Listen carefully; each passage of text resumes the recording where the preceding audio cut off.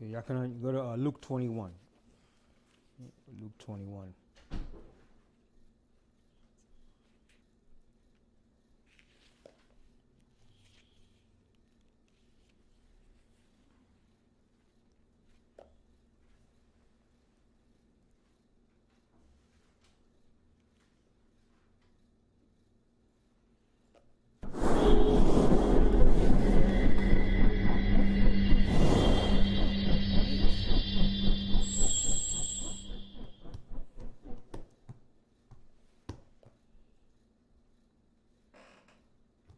I say shalom, shalom, shalom, shalom, shalom. Mashupakha, called BANYAMYAN. Shalom this Shabbat day. We're going to continue our lesson where we left off from last week with some additional information.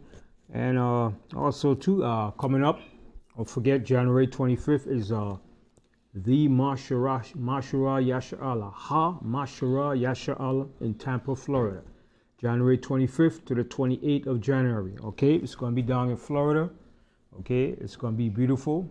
Lots of events, the classes, the Hebrew classes, the midwife classes, the history class, the SABBATH class. All right, and we're going to have entertainment. It's going to be nice. We're going to have the vendors set up where you can bring your goods, your products, your innovations, your artwork, all the different things that you have created, that you want to display, that you want to show, that you want to exchange, that you want to sell. Okay, we're going to have the meet and greet, which is going to be Thursday. Friday is going to be the camp day. Saturday is going to be the Shabbat. All right, and Sunday is going to be the cookout. It's going to be the final and last days. And we're going to have a nice time. We're going to have the music, the band playing. It's going to be nice. It's going to be good. It's going to be in Tampa, Florida. And I thank everyone that gave their donation and supported. And we appreciate it very much. And come on out to the Ha-Masharashi Allah, which is the Masharallah, which is Ha in Hebrew. All right? Ha-Mashara Yasha Allah. All right? So that's going to be in Florida, most High willing. It's going to be nice. It's not going to be cold in Tampa, Florida. It's probably going to be like in the 70s. All right? Around this time in Florida is usually nice. All right? And with that, we jump into our subject and we see what's taking place in the world. We see America, England. America joined forces with other European powers to put down the Houthis in Yemen. America said the Houthis are becoming a problem. They're interrupting with their maritime shipment of vessels going through the Red Sea. So America and Britain said they got to put a stop to the Houthis because of what they're doing. So America bombarded and bombed the Houthis certain areas in Yemen, which is all good because it's going to lead to a more escalation and it's going to make all the Arab nations join together to fight against the beast. But in the process of this year, the nations going to be fighting amongst themselves. It's all about power. It's all about geopolitical power. Who could control the resources and the best navigational access to receiving the oil and the resources of the earth. That's what it's boiling down to. See, the era what they call the so-called Middle East, through the Red Sea and that era, the Suez Canal, those are big shipping areas where ships, big international ships carry oil and cargo, vessels, electronic components, parts, everything is being shipped through that era. So it's a massive connection to connect to parts of the world, to the east, to the west, to the south, to the north. So that area is a vital seaport for the European powers. The European powers control this earth on a maritime, economical, political, right, and a wide scale level. So they don't want their flow of goods and shipment to be interrupted. So they will do anything to put down that cause that the Houthis is forming against them. But this is the Most High putting that spark into all these nations, all right, to bring down the world powers, the beast system. See, it's time for the beast to come down, and the beast is going to come down. The beast time is short. America's time is short, so the Most High is putting that spirit into all the nations to start to work against the beast. So the beast is going to fight to keep their system and their kingdom going, but it's not going to last. Okay? So we're going to go into the scriptures, and we're going to pick up from where we left off last week, and we're going to add more information onto it. The topic of the class was the year 2024 will be a more prophetic year. As we get closer and closer to the time, all right? Because I read some books and historical facts about most ruling empires and kingdom. The lifespan and time of most kingdoms is 250 years, all right? And that's a historical fact, that most ruling empires last and rule for 250 years, okay? And when we get to the year 2026, that will make America's 250 year of rulership as a ruling empire. And that significant period is a very prominent point of prophetic prophecies being unfolded, okay? So we're going to see what's going to happen as we get closer to that time period, all right? And the reason why I said that, because it was a book written by English historian named Glubb, and he did his research and his history concerning major world empires and kingdoms, that their lifespan is a lifespan of 250 years. And after that 250 year mark, that empire kingdom goes down. It comes to its final end. All right? And when you check out the history of England, Spain, and most of the ruling empires, the Persian Empire, the Greeks, all right, they ruled for approximately 250 years. All right? Even the 18th dynasty of Egypt, which was one of the greatest dynasties of Egypt, that ruled, actually it ruled for 255 years. All right? It actually ruled for 255 years, which is not far from 250 year ruling period. So that 18th dynasty that was ruled by Egypt by Ammuz, and then certainly, then after by his sons, Amenhotep, and his different sons, Thutmose II, Thutmose III, and the other pharaohs, all right, that ruled that period. That was known as the Thutmose dynasty, and that dynasty ruled in Egypt for 255 years, and that's the dynasty that we were in at that particular time. So most ruling empires rule for approximately 250 years, and after that 250 year begins the decline and the downfall of that kingdom. All right, I read some months back, it was a noted columnist named Armstrong Williams. He did a documentary on that. The vast life period of our kingdoms is 250 years, and he said, is America at its dying bed? Yes, America is at its dying bed. America is at its point where it's going to fall, and nobody's going to save this beast. And a lot of our people is trying to save the beast, all right? To show you how eminent it is, it even stated that the military, the army, the recruiting level of white men joining the military has declined drastically. It's hard for the military, the army, to get white men to join the military. But who's joined the military? Mainly blacks and Hispanics. They said it went up from 17% to 20% of blacks joining the military, and Hispanic went up to 24% joining this man military. But white men, it went down drastically. Less and less white men are joining the military. And that's not a coincidence. The Most High tells you in the scripture that the men of Babylon shall forsake to fight. They're not going to want to fight because they see what's happening. They see the lies that they've been taught by the elites of this society. I want to show you that scripture in the book of of Jeremiah. Hold what you got first,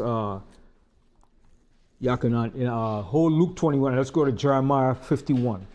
The Most High said the men of Babylon is not going to want to fight, all right, because of fear. Let me get that scripture real quick. All right.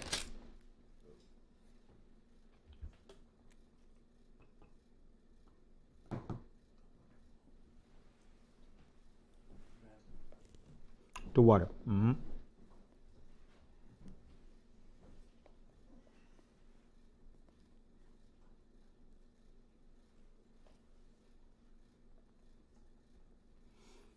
Give me 1 second.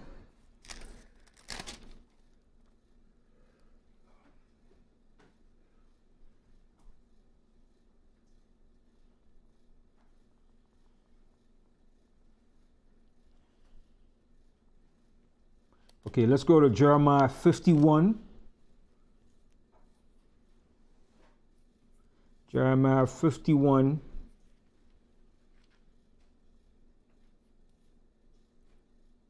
Let's start from 25. Jeremiah 51.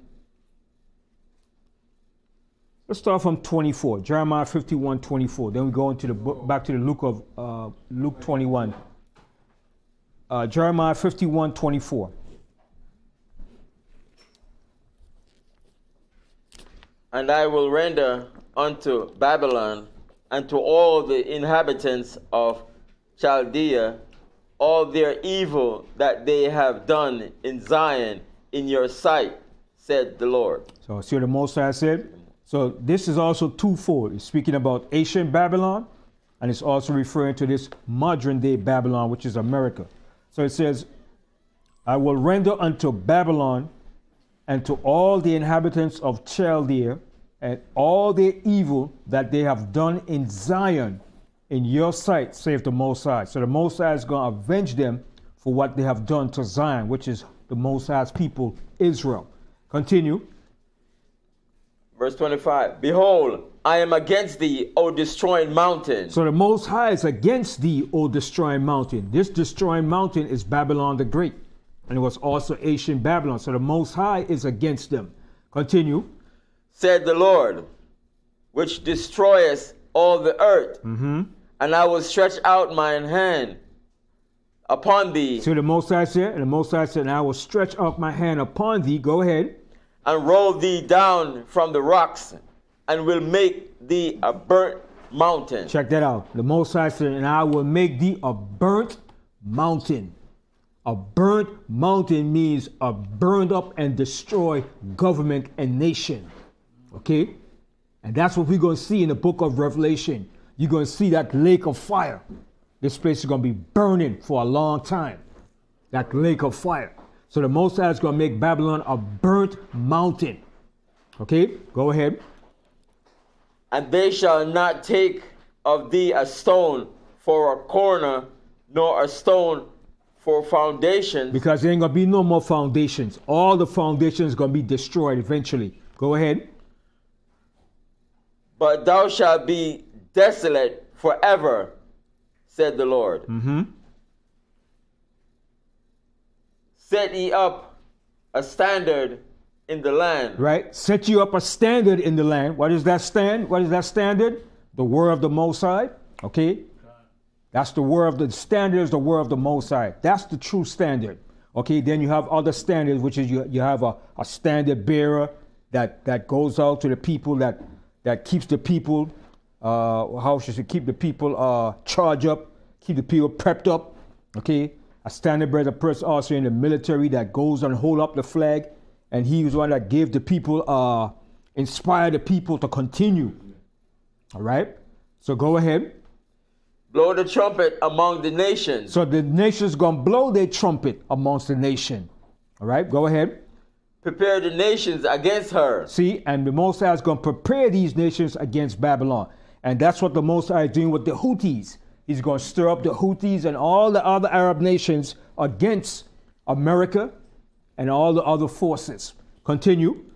Call together against her the kingdom of Ararat, Mini, and Ashkenaz. And you know who's Ararat back then? Turkey.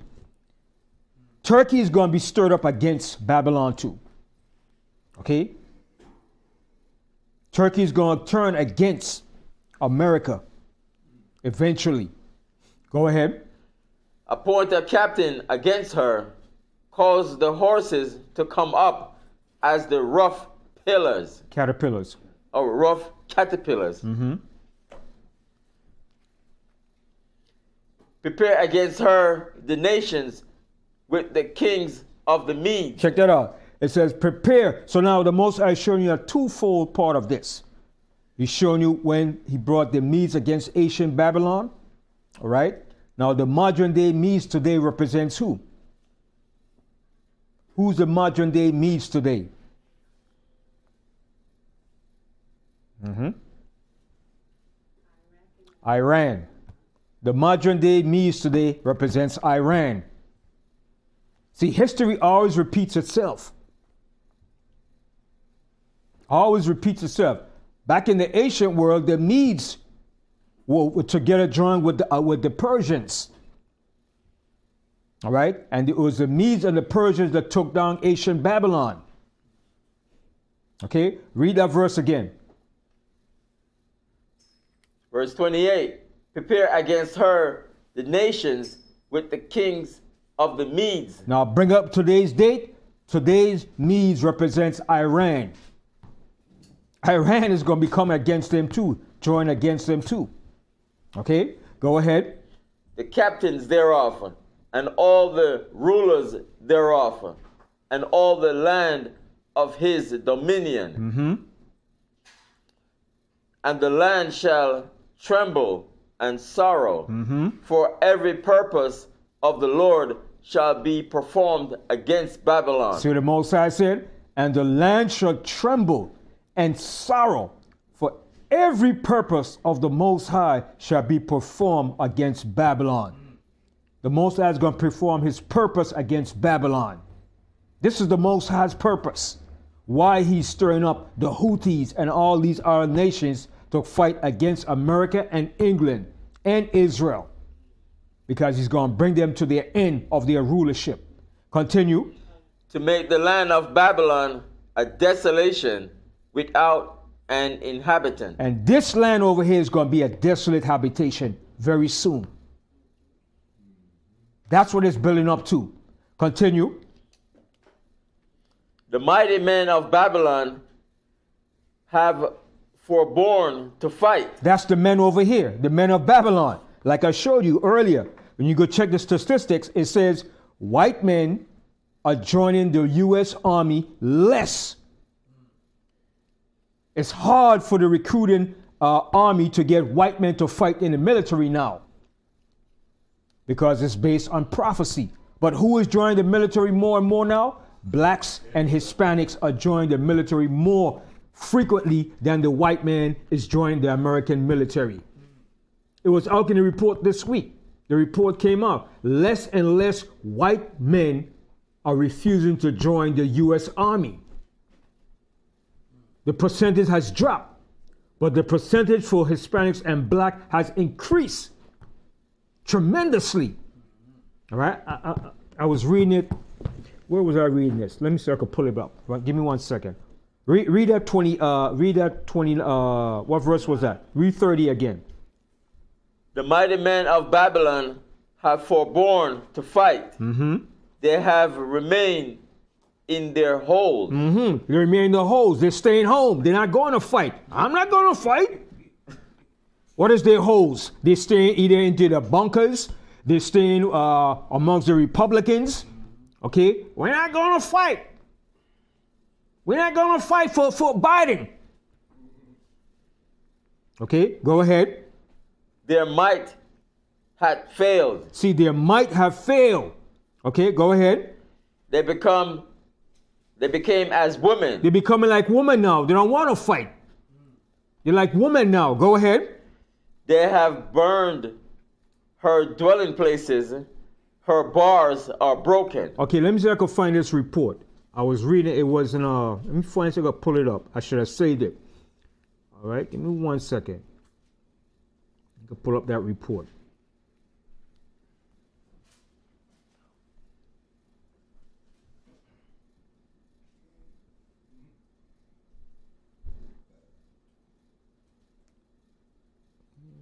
One second.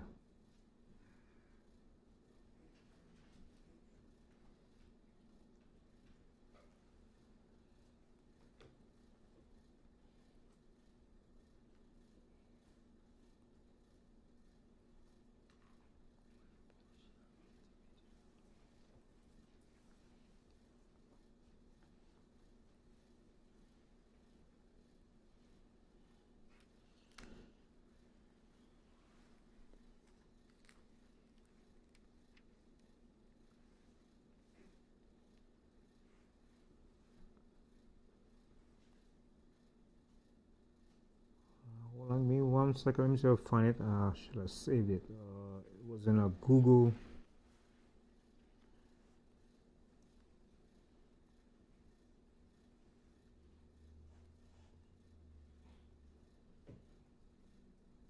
Okay, let me see if I could pull it up in Google. 1 second.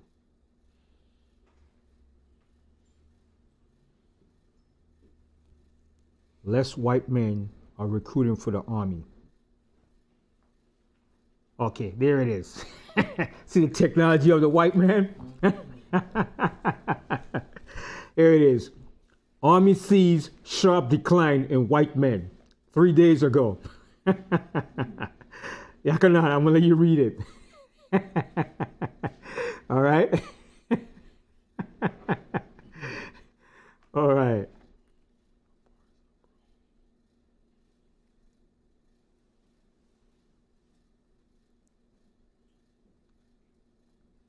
Okay, Yakana, Yahweh, get us the Yakana for me. All right, so it was on Google. It says, Army sees sharp decline in white recruits.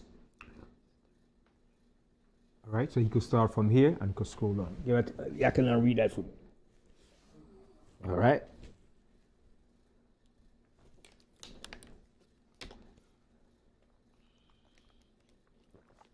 The Army's recruiting of white soldiers has dropped significantly. See that? In the last half decade. In the last half decade, in the last 5 years, okay, the Army's recruiting of white men has dropped drastically. Go ahead.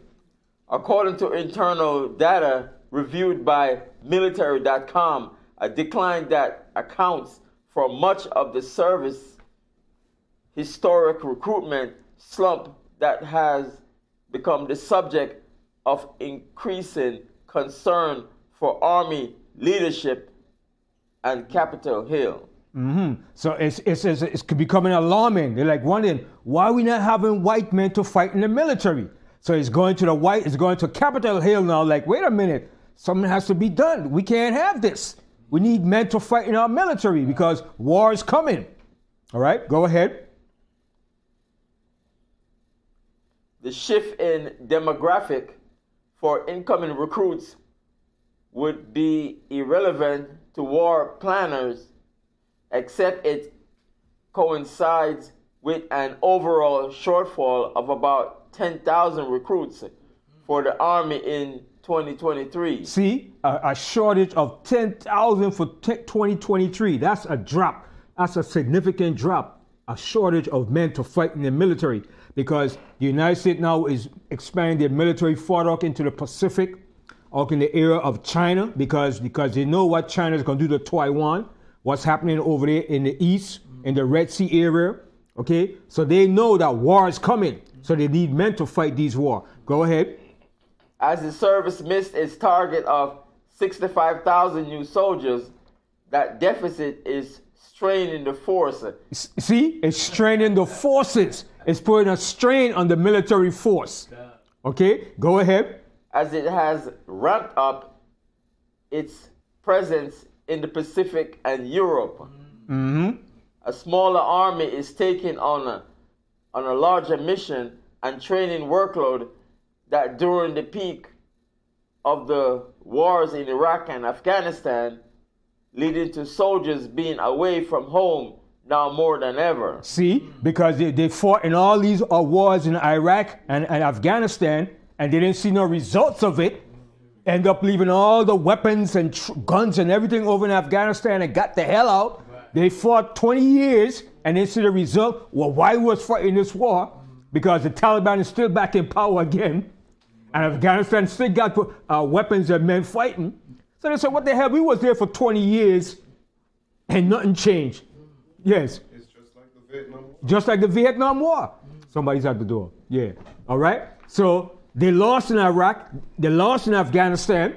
So the soldiers saying, what the hell we fighting for? All right. We come back. We don't get no good pensions, no benefits. We live in hell. Homeless. Can't pay our rent. Okay. Go ahead.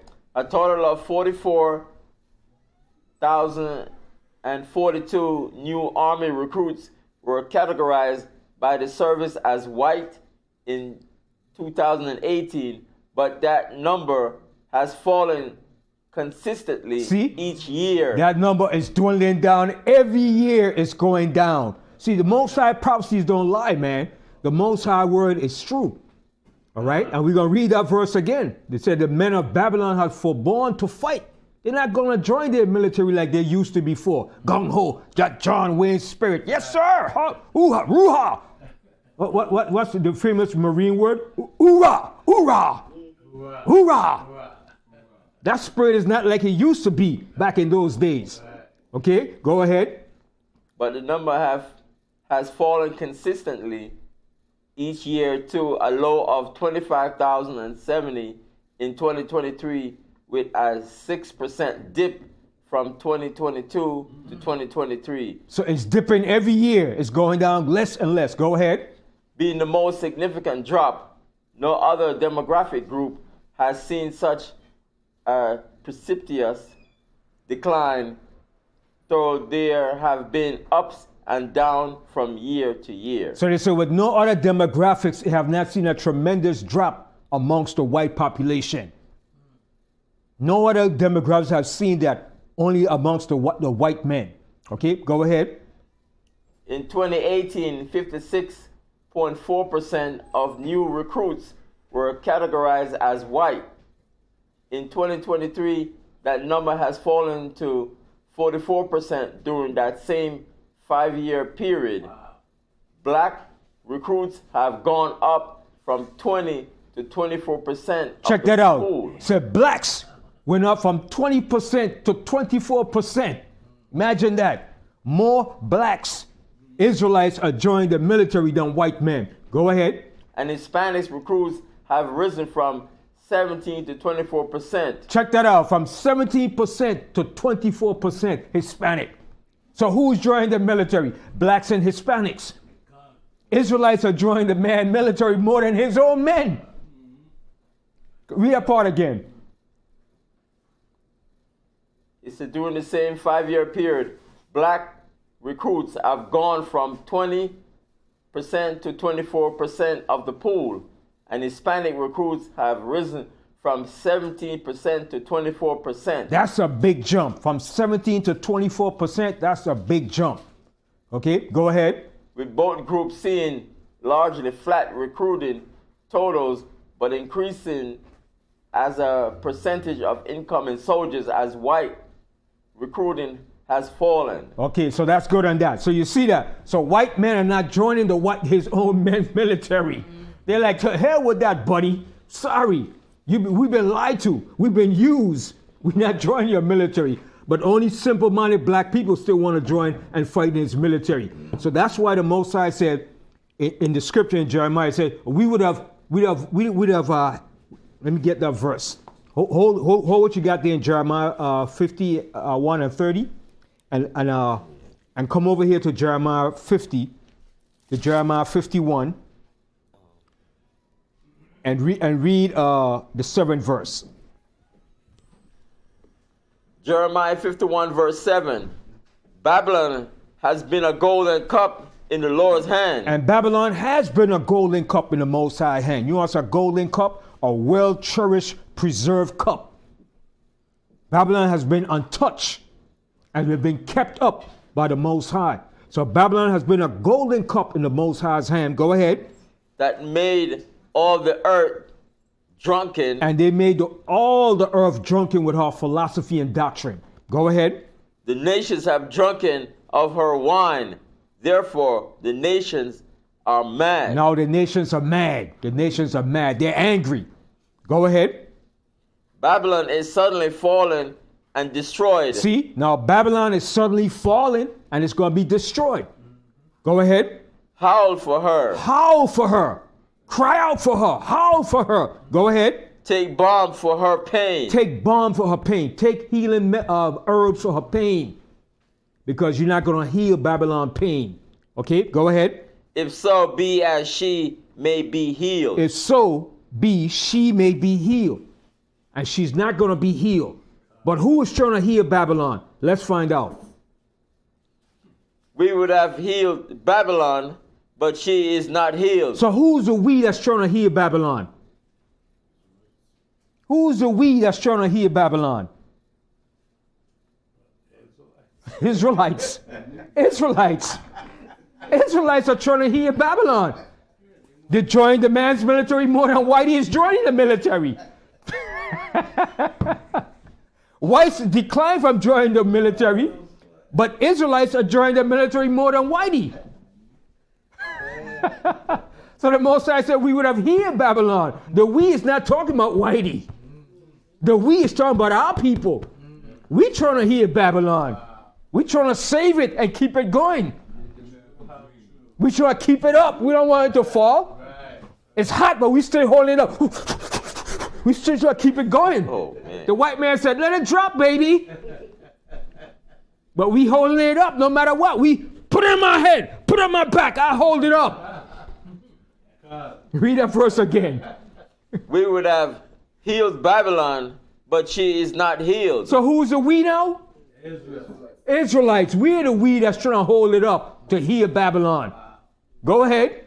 Forsake her, and let us go everyone into his own country. The Most High said, forsake Babylon. Let the thing drop, man. Don't try to build it up and join his military. But we're doing the opposite. We're always doing the opposite. You just read the report, right? It says it went from, blacks went from what? From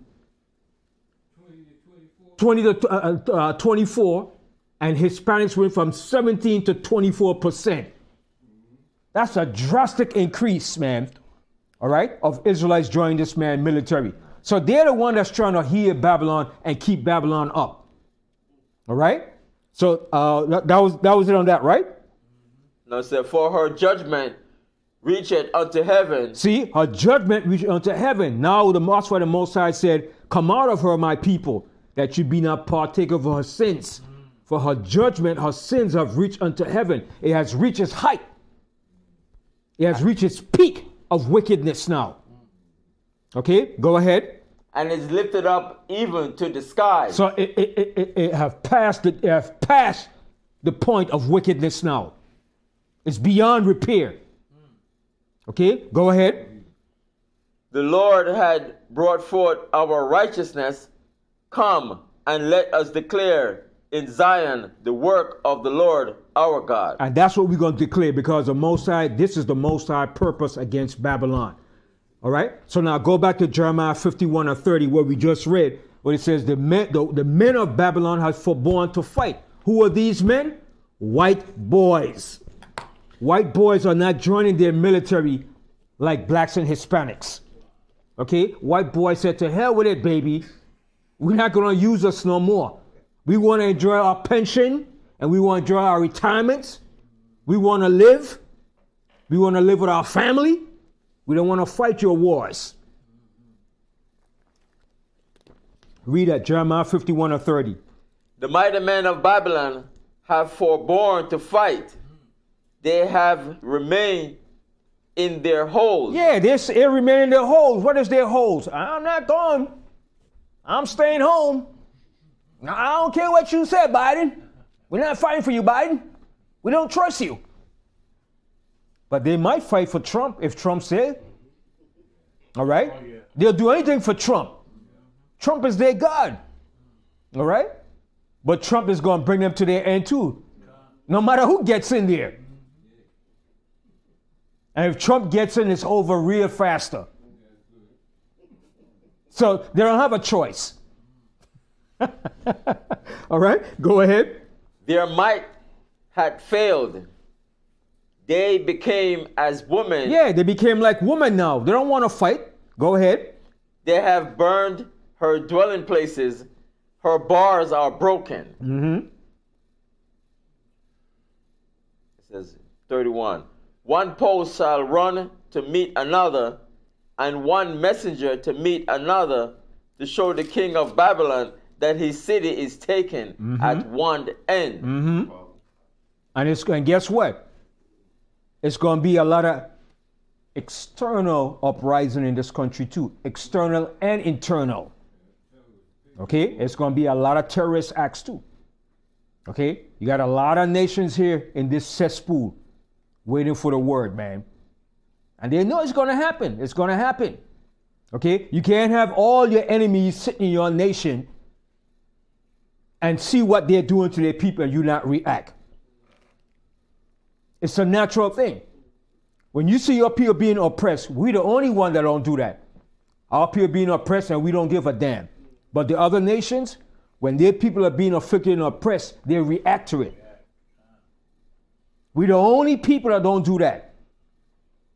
We just sit quiet, yes. What you see also is like even with the Palestinian movement, with the fight that's going on over there, other people are more like speaking out for them, yeah. But if it comes to us, it's, it's just the same. Yeah. They said you had one of the largest protesters from the time that war happened with Palestinians everywhere. Everywhere people protesting in cause of the Palestinians against what the Israelis was doing to the Palestinians. And it's going to continue to increase. Okay? Because everybody's getting fed up with the beast. Everybody's seeing the beast for what the beast is and for what the so-called Israelis are. Okay? Let me play also this. I want to play this here. The sister sent me this here too. It's the real, so maybe about 4 minutes. I want you all to listen to this here. Yeah.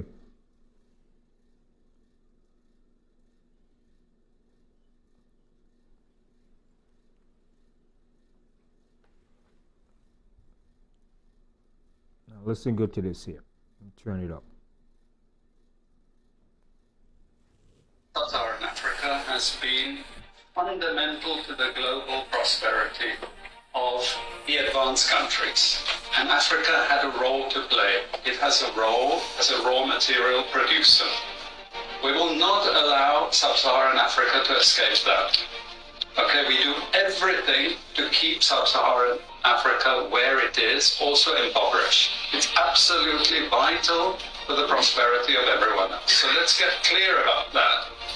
Okay, and this means all the economic structures, all the global institutions, and the economics we teach everyone is all designed to keep Africa exactly where it is. And whether it is Europe or US or now China, it's always the same. We need Africa to be impoverished because we need those raw materials and we need them dirt cheap. Okay, so that's the message. It doesn't mean to say that there's nothing Africans can do. Of course there is. This is what it's about. Because if Africa does do something different, I assure you living standards of all those in Europe and North America and Asia is going to fall. Okay? And that is a big price to pay. I assure you that the West is not going to allow that without a big fight. Okay, so the job of many Western academics is to convince Africans they have to keep doing what they're doing. Okay? And to show them it's your fault that you're poor. It's not our fault. It's your fault that you're poor. So this is what we do in academic institutions. We know the basic forces that have caused this underdevelopment. We know it's colonization. We cannot afford to allow Africa to industrialize and start producing manufactures. Okay, so we will do everything to stop that. And I'm going to show you how we actually block that. We had East Asian rapid industrialization processes. So in the earlier period, we had Japan and Korea and Taiwan. Okay, rapid growth, sucking in raw materials from Africa, driving up the prices. After those countries finished industrialization, then Sub-Saharan African growth rate again fell. Sub-Saharan Africa is condemned to this role, just the supplier of raw materials, not a manufacturer. The currencies are collapsing of these countries, and many of them are Sub-Saharan African countries. After colonization ended, we needed new structures to keep these countries where they were. Okay? And the first of those is aid. Okay, we give them aid. Aid for what? Actually, we give them aid to keep repressive regimes in power. That's all. All the hypocrisy about transparency and democracy and bullshit like that, it's all bullshit. But it would go to country after country offering loans. And if the president did not accept the loan, they were killed. It's just economics. It's economic warfare.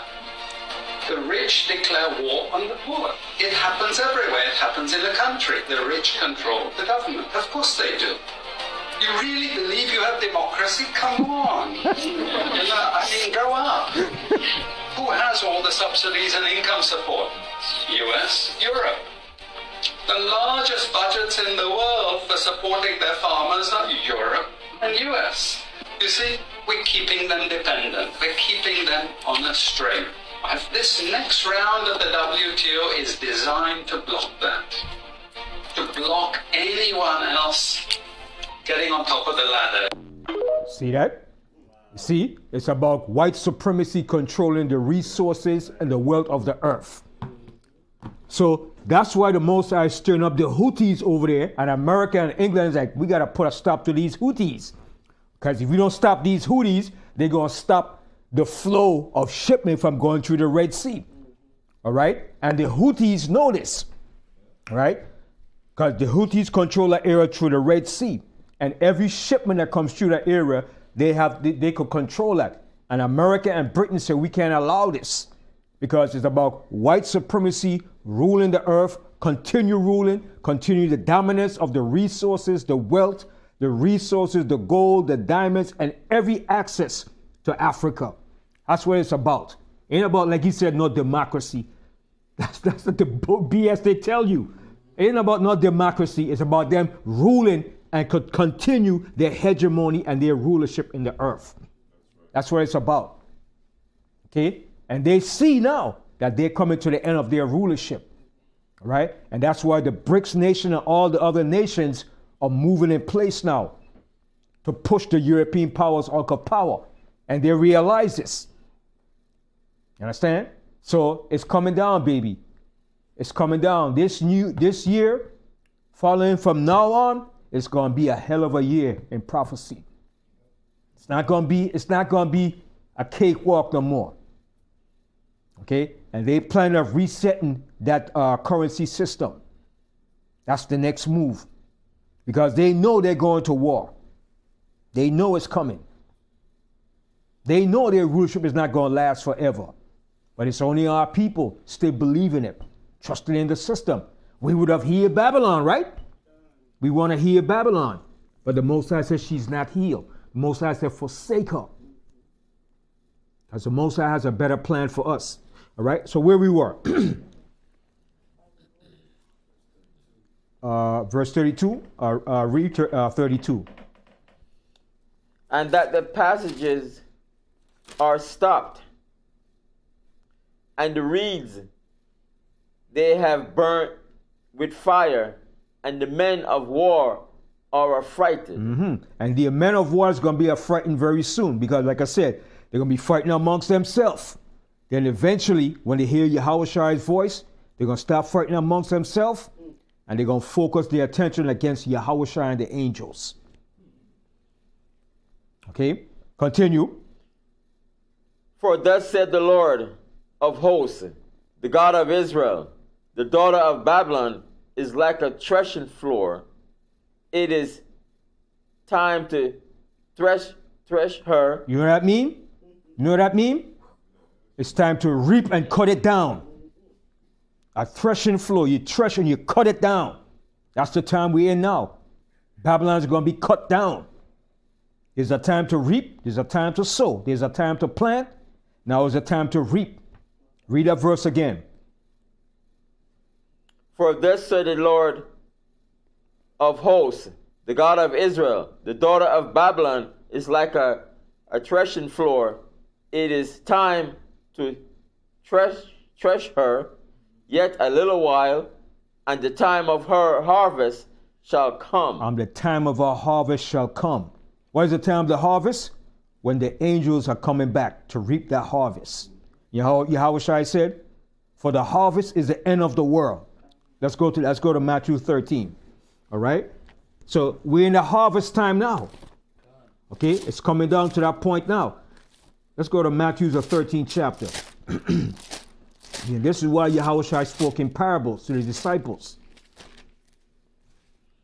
All right? Matthew 13 and we're going to start from, let's start here from,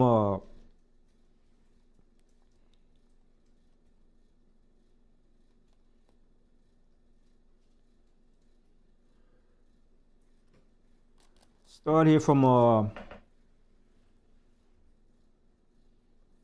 from the 37th verse.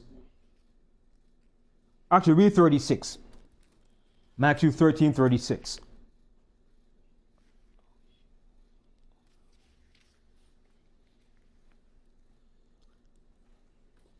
Then Yahweh sent the multitude away and went into the house, and his disciples came unto him, saying, Declare unto us the parable of the tares of the field. Okay, he said, declare unto us the parable of the tares of the field. So you know the tares represents crops or wheat that look similar to the wheat. All right? So he's going to give you the parable of the tares and the field. All right? Go ahead.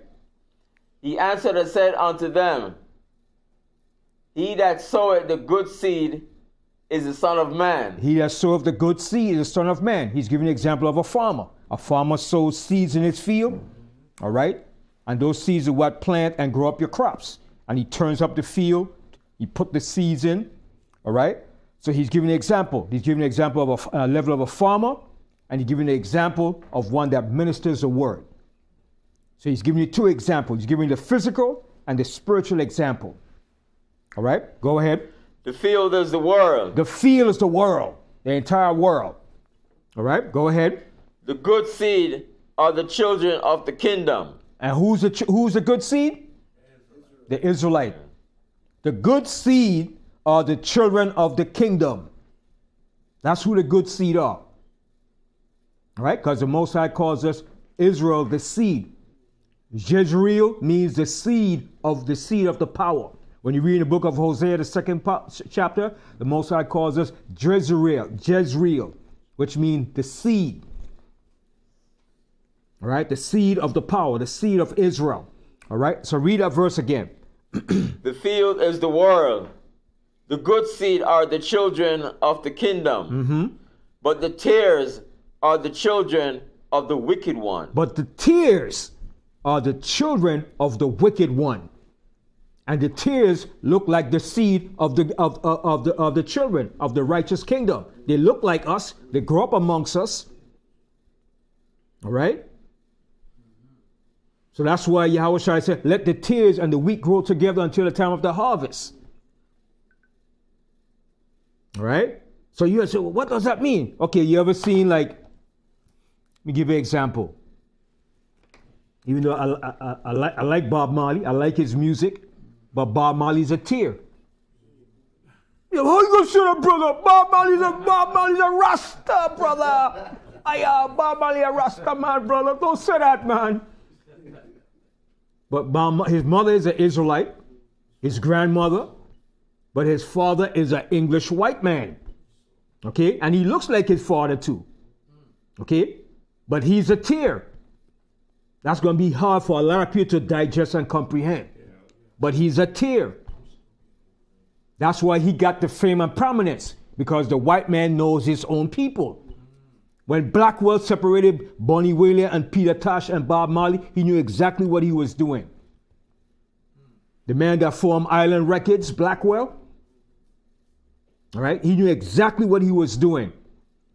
And then so he told Peter Tosh and Bonnie Whaley and Bob Marley, if y'all want to make it big, you got to sing in nightclubs with women naked. So Bonnie Whaley and Peter Tosh said, you know, I and I are Rasta man, we don't deal in that kind of stuff. He said, you know what, we can't do that. So Bob Marley got the fame. Because everything went to him with Island Records. So Peter Tosh and Bonnie Whaley said, nah man, no, we can't do that. But it's a spiritual thing. Everybody see everything as a physical thing. But everything in life is spiritual and physical. Spiritual and physical. So Bob Marley is a tear. Okay? So read that verse again. The field is the world. The good seed are the children of the kingdom, but the tares are the children of the wicked one.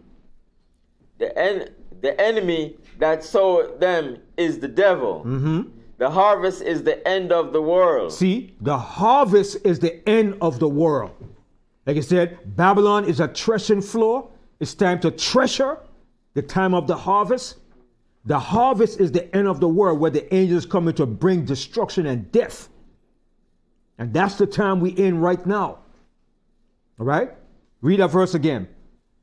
The enemy that sowed them is the devil. The harvest is the end of the world. And the reapers are the angels. And the reapers are the angels, baby. That's the time we're in. The end of the world, where the reapers are going to come forth to reap that harvest. Continue. As therefore the tares are gathered and burned in the fire, so shall it be in the end of this world. What's going to be in the end of the world? Fire. That's the final judgment. That's the judgment that's coming upon Babylon. Babylon the Great. Fire. Okay, go ahead. The Son of Man shall send forth his angels, and they shall gather out of his kingdom all things that offend, and them which do iniquity. And shall, 42, and shall cast them into a furnace of fire. And what is that furnace of fire? That furnace of fire is a lake of fire that they speak about in Revelation. The nuclear destruction. The fire that's going to burn this earth up. That's the lake of fire. Okay? That's the final judgment. The Most High say he have preserved this earth until what? The final day of judgment, which is fire. Hold that and go to 2 Peter. 2 Peter 3 and 10. And come back here to Matthew 13.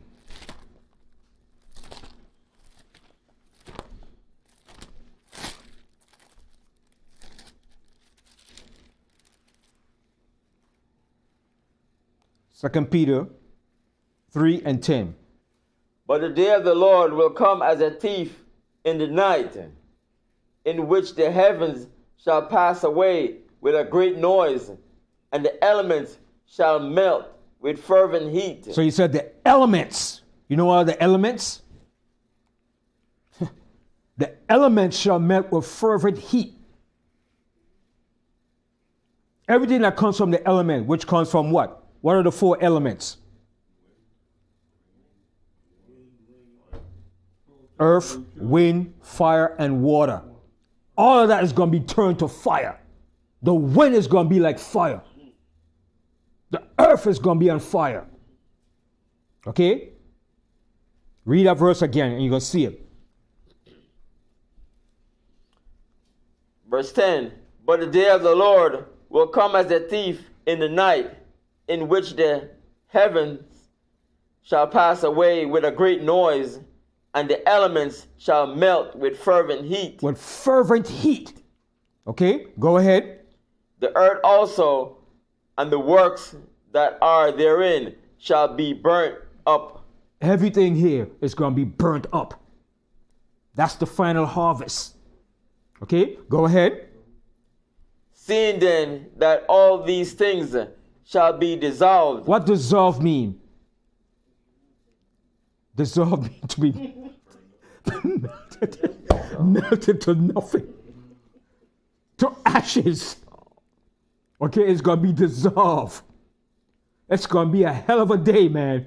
People think this is a joke and a fairy tale thing, man. But people don't know how serious this thing is, man. I'm laughing because I know how serious it is. And I know, I don't believe, I know.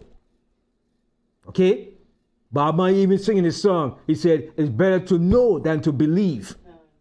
And we know, we don't believe. We know this because the Most High word is the truth. Okay? Read that verse again. Verse 11. Seeing then that all these things shall be dissolved, what manner of persons ought ye to be in all holy conversation and godliness? So what kind of people we have to be? If we know this is going to happen, we have to be holy in conversation and all godliness, because this is going to come. Okay? A lot of people take this for a myth. The Bible is a myth. You guys believe in a fairy tale book. We're going to see who'll have the last laugh in that day, man. You know what I mean? Okay, go ahead. Looking for and hasten unto the coming of the day of God, wherein the heavens being on fire and shall be dissolved. Even the heavens is going to be on fire too. Okay, it says the elements shall burn with fervent heat. Okay, go ahead. And the elements shall melt with fervent heat. The elements is going to melt with fervent heat. So every steel that you see is going to be melted back down to its natural stage. Yes. So Ben, this is what's going to be the lake. The lake of fire. That lake. This is going to call the lake of fire. This is going to look like a lake just burning with fire. And it's going to burn for a good long while. Okay? That's what John saw when he looked down. He saw a lake of fire.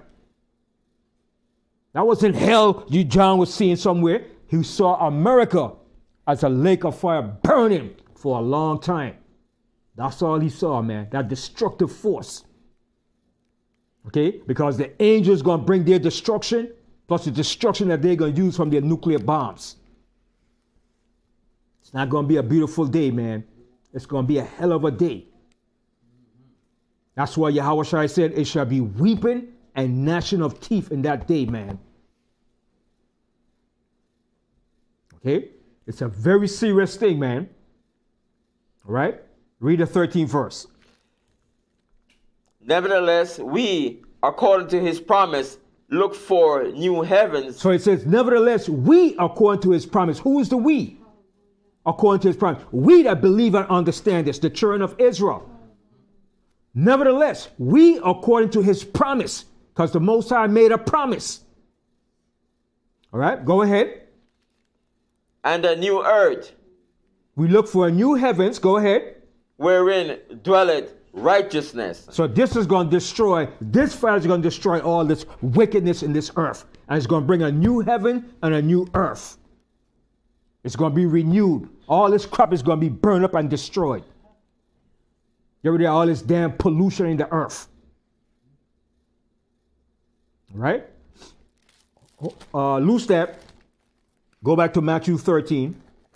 All right? Hold Matthew 13. What else you holding? Jeremiah 51. Okay, lose Jeremiah 51 for now. Hold Matthew 13 and go to Isaiah.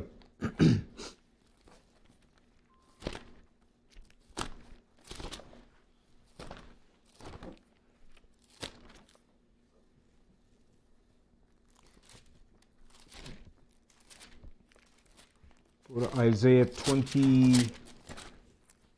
Tell you right now. Go to Isaiah 24.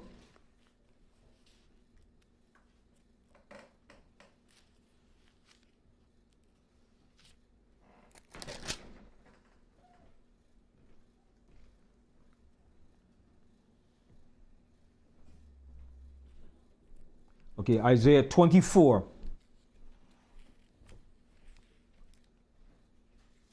And start from the 17th verse.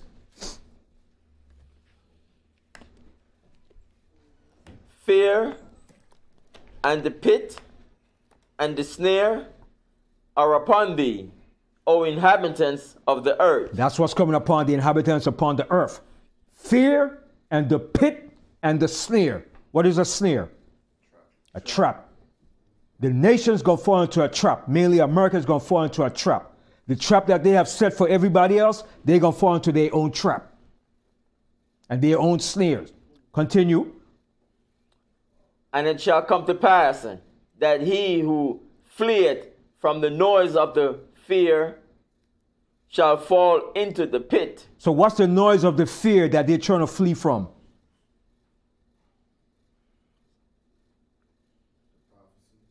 The prophecy and the destruction that's at hand. And how are they going to try to flee from it? By going where? In the underground bunkers and shelters, the fallout shelters. You saw the report that came out last week? 1,000 millionaires went into underground shelters and bunkers. They bought bunkers and underground bunkers because they know what's coming. The elites know what's coming. And they're going to try to hide and run away. But the Most High said he got something for them. They're going to try to go down to the sea, down into their underground laboratories. And the Most High is going to get Leviathan to bite them. Leviathan is going to get them, man. They can't run and hide from the Most High. They're going to try to go out to space, in the earth, all right, with the underground fallout shelters. Yes, Gabriel. You see Amalek got arrested trying to build a bunker in Crown Heights? Yeah, in Crown House, they had tunnels, underground tunnels. They've been had those things. And they're the only one, there's more of them too, but that's the only one that got busted. Okay? They've been had those tunnels and underground tunnels to hide out and run around. Okay? But he's just the only one that got busted. Okay? Go ahead. Read 18 again. Oh. And it shall come to pass that he who fleeth from the noise of the fear shall fall into the pit. Mm-hmm. And he that cometh up out of the midst of the pit shall be taken in the snare. They're going to be taken in the snare. Think it's secure. Think it's safe. They're going to be taken in the snare. Okay, the Most High got everything waiting for them. They can't get around the Most High plans. Okay, go ahead. For the windows from on high are open. What are the windows from on high? The windows of heaven. The ozone layer has been opened and busted open by them. That's the windows of on high. Okay, go ahead. And the foundations of the earth do shake. And the foundation of the earth is going to shake in that day. Okay? And we're going to find out how it's going to shake. What's going to cause it to shake? Go ahead. The earth is utterly broken down. The earth is clean, dissolved. Where did we read that before? Dissolve? Where did we read that? Where did we read that word dissolve? In the book of Peter. The earth is what? Is clean, dissolve. Okay? Go ahead. The earth is moved exceedingly. The earth is going to move exceedingly. What's going to cause it to move? Let's find out. Verse 20. The earth shall reel to and fro like a drunkard. You ever see a drunken man, how a drunken man walks and stagger? Oh, Mr. Wine, hey, he stagger day. He drunken, he's staggering. What's going to cause the earth to move like a drunken man? The destruction, those missiles. When it hit this earth, baby, it's going to cause it to move off its axis. It's going to be a hell of a destructive force, man. That's why the Most High said the righteous scarcely shall be saved in that day. When all this is going down, the angels coming to deliver us at the same time. So there's no way to escape from this but by the Most High and the angels. All right, continue. And shall be removed like a cottage, and the transgression thereof shall be heavy upon it. and it shall fall and not rise again. And it's going to fall and not rise again. Okay, go ahead. And it shall come to pass in that day that the Lord shall punish the hosts of the high ones that are on high. Who is that? Who are those and who is that? The elites. The elite, the oppressors of this earth that's running in charge of everything. Like the guy said, don't believe that BS of democracy. We control the resources and we keep Africa impoverished. We give them aid. And when they don't follow up, we kill their leaders. That's what they do. Read that book, The Confession of a Hitman. They go around the world and knock off nations when they don't abide with, when they get to they pay off money and they can't pay it off, they knock off their leaders. Read that verse again. Verse 21. And it shall come to pass in that day that the Lord shall punish the hosts of the high ones that are on high, and the kings of the earth upon the earth. You're going to punish them, the leaders, the elites. The elites of the elites that you don't hear or see about. The top Freemasons that runs this world. All right? The Scottish Rite and all these different groups. The top elite Freemasons that runs this world. The Jesuits. Okay? The unseen forces behind the scene that runs and dictates the policies to America and to every nation on this earth. All right, go ahead. And they shall be gathered together as prisoners are gathered in the pit. They're going to be rounded up like prisoners. You're going to jail, baby. Okay, go ahead. And shall be shut up in the prison. And we're going to shut them up in the prison. They're not escaping. That's what the Most High said. You're going to bind their kings and their nobles. Hold that. Go to Psalm 149. Hold that right there. Psalm, Most High said you're going to bind their nobles with fetters of irons. You're going to put some big heavy chains on their foot so they can't run. All right? And you're going to put them in jail, man. They're going in jail. And after that, they're going to be put to death. Psalms 149. 149 and the 5th verse. Let the saints be joyful in glory. Let them sing aloud upon their beds. Yeah, we're going to sing aloud upon our beds because we're going to have justice from the Most High when we see what the Most High is going to do. He said, let the saints be joyful in glory. All right, go ahead. Let the high praises of God be in their mouth, and a two-edged sword in their hand. And a two-edged sword in their hand. Not the Bible, but a real two-edged sword, baby. Okay, go ahead. To execute vengeance upon the heathen, and punishments upon the people. And punishments upon the people. Okay, go ahead.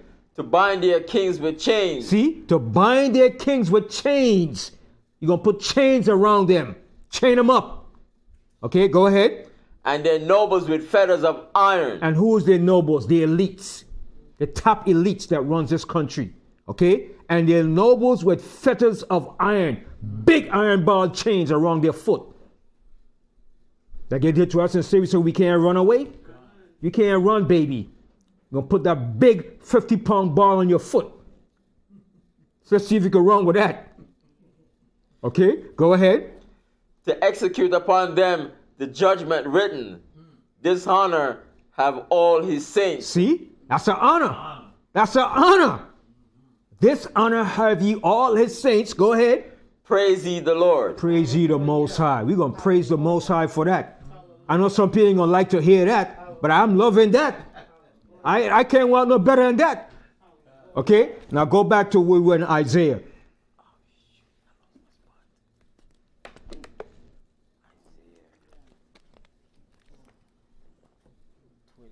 Read 22. Read 22 again. And they shall be gathered together as prisoners are gathered in the pit, and shall be shut up in the prison. And after many days shall they be visited. What does it mean by that? And after many days shall they be visited. How are we going to visit them? How are we going to visit them? With the judgment of death. That's the penalty. Death penalty.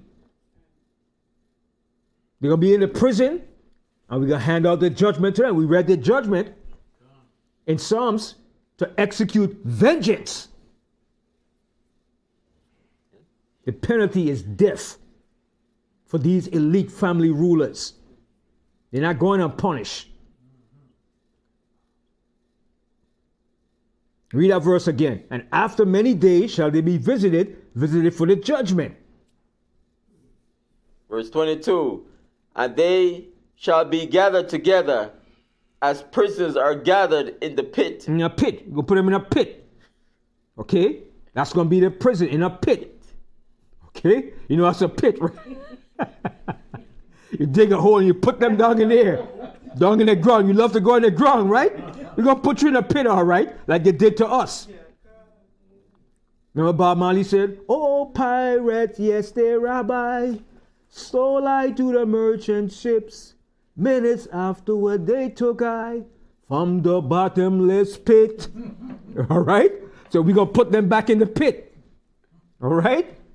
See, Bob Marley knew what he was singing. That's one thing about him. His songs was on point, man. His songs was on point. Okay? Read it again. Verse 22. And they shall be gathered together as prisoners are gathered in the pit, and shall be shut up in the prison. And after many days shall they be visited. And after the many days, we're going to visit them with the judgment of death. That's the judgment. All right? Read the last verse. Verse 23.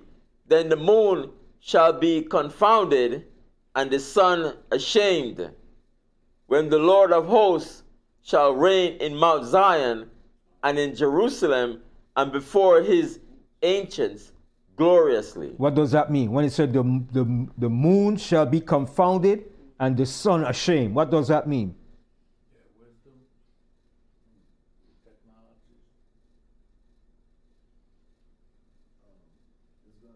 It's not literally speaking about the sun and the moon.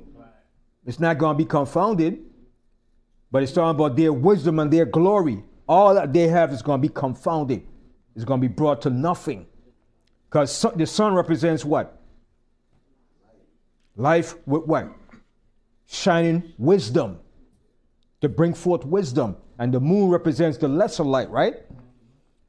Now, how do we know that? Let's go to Revelation. Right? Remember when, let's go to Revelation 12. Let me show you so you can get a better understanding.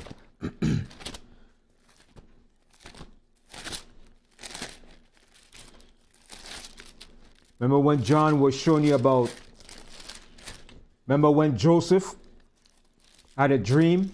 He saw the sun, the moon, and the 12 stars. All right, so go here. Go to Revelation 12 and start here from, read the first verse, Revelation 12 and 1. And there, verse 1, and there appeared a great wonder in heaven, a woman clothed with the sun, and the moon under her feet, and upon her head a crown of 12 stars. Which represents what? The 12 tribes of Israel. All right? Okay, go ahead. And she, being with child, cried, travailing in birth, and pained to be delivered. All right, that was during the time when Herod was killing all the firstborn in Jerusalem, and Yahushua was about to be born. All right, go ahead. And there appeared another wonder in heaven, and behold, a great red dragon. Who was that great red dragon? The Roman Empire and Herod. All right, the Roman Empire, because the Roman Empire was ruling at that time, and they were the one that was killing us. And they set up Herod to be governor over Jerusalem. All right, go ahead. Having 7 heads and 10 horns. And the Roman Empire had 7 heads and 10 horns. 7 other European powers that came out from it. And the 10 horns represents what at that time was called the common markets. Today it's known as what? The EU or NATO. All right? Continue. And 7 crowns upon his head. And each of those rulership had crowns. They took rulership of the earth. The French, the Germans, the British, the Spanish. All right? Each of them took control of the earth, rulership of the earth. All right? Go ahead.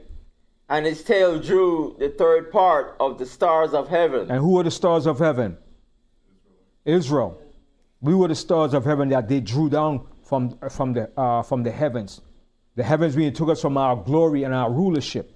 Yes. Is it referring to Benjamin, Levi, and Judah? Yeah. All right, because that's who was in Jerusalem at that time. So they took us down from our heavenly state, which is our rulership, our kingdom, and they brought us down to the ground, to a low level. All right, go ahead. And did cast them to the earth. Cast us to the earth, brought us down to a low level. All right, when you're down on the earth, you're on a low level. When you're in rulership, you're in your heaven.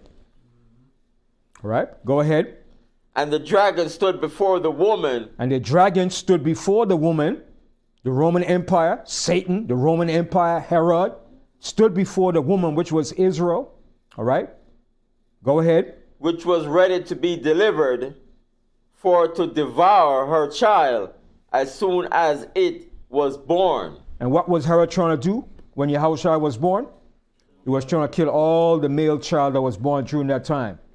And where did Yahushua had to flee to? Into Egypt. Then he came back after Herod died. Because he was making an extermination of all the male children from 2 years and under. All right? So they was doing tremendous evil to us, man. And still doing it up to this day too. All right, go ahead. And she brought forth a man-child. And who was that man-child? Yahushua. All right, go ahead. Who was to rule all nations. And he's going to rule all nations. Okay, go ahead. With a rod of iron. With a rod of iron, with true justice and judgment. According to the laws of the Most High. That's the rod of iron. Justice. All right, go ahead. And her child was caught up unto God and to his throne. And when was that done? After he died and was resurrected. All right, go ahead. And the woman fled into the wilderness where she had a place prepared of God. Now it's jumping to the future now. It's jumping to the future now from that point. All right? You're going from the past to the present to the future. Now it's jumping to the future. All right? Go ahead. That they should feed her there 1,260 days. 3 days, 3.5 years in the wilderness. All right? When you calculate that, 1,260 days comes out to 3.5 years. All right? How many days make a year? 360. So 360 times 3 is how much? Calculate on your calculator. 360 times 3 is how much?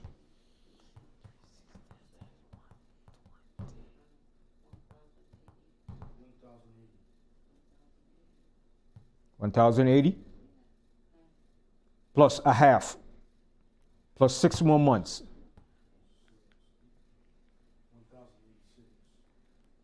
1,086.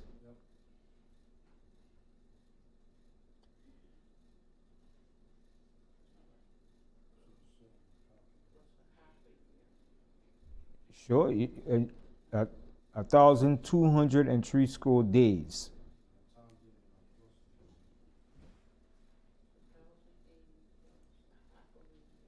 A half a year is 6 months. So it's almost 4 years. 3.5 years. What you got? 3.5, yeah. All right. So that's the 3.5 years that we're going to be in the wilderness. We're not going to be in the wilderness 40 years. No, No. No. Hell no. Most likely, he's going to bring us into the wilderness and purge all the rebels, man. And this time it's going to be quick execution, man. Okay, ain't going to be no 40 years with Moses. Hell no. Because the angel's going to be there, man. Okay? All right? 3.5 years. Okay? Go ahead. Verse 7. And there was war in heaven. And there's going to be war in heaven. It's going to start from the heavens because that's where the angels is coming from. All right? They're going to fight with their space force. All right? Their Star Wars project to fight against the return. Remember Reagan? That was his baby. That was his prize to create a Star Wars initiative program to fight against the return of unseen alien forces. He said, what if, and I'm paraphrasing his speech, he said, what if we had to encounter unseen forces that's coming to invade our earth? We will need a Star Wars project to fight against such an invasion. That was his speech that he made. I'm just paraphrasing it, but he made that speech back in the 80s. And from then, the United States have been developing this Star Wars project to fight against the return of the unseen forces in outer space. That's no myth. The United States leads the world in that project. Okay, so it's going to be that war. They're going to fight against the angels, Michael and the angels. And they believe they're going to win. They're very delusional to believe that. Okay, go ahead. Michael and his angels fought against the dragon. Yeah, they're going to fight against the dragon, which is the EU, NATO, and all the military forces here in this earth. All right, go ahead. And the dragon fought and his angels. And the dragon fought with his angels. Who's his angels? All the forces here in the earth, the military forces. They're going to fight. Go ahead. And prevailed not. And they're not going to prevail. They're going to lose. All right, go ahead. Neither was their place found anymore in heaven.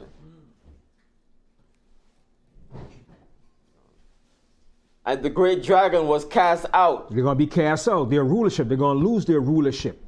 All right, go ahead. That old serpent called the devil and Satan, which deceiveth the whole world. Now, Satan is not going to be cast out. He's just going to lose his power to influence the nations.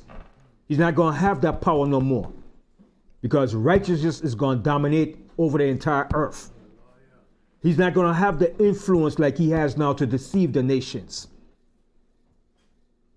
All right, continue. He was cast out into the earth, and his angels were cast out with him.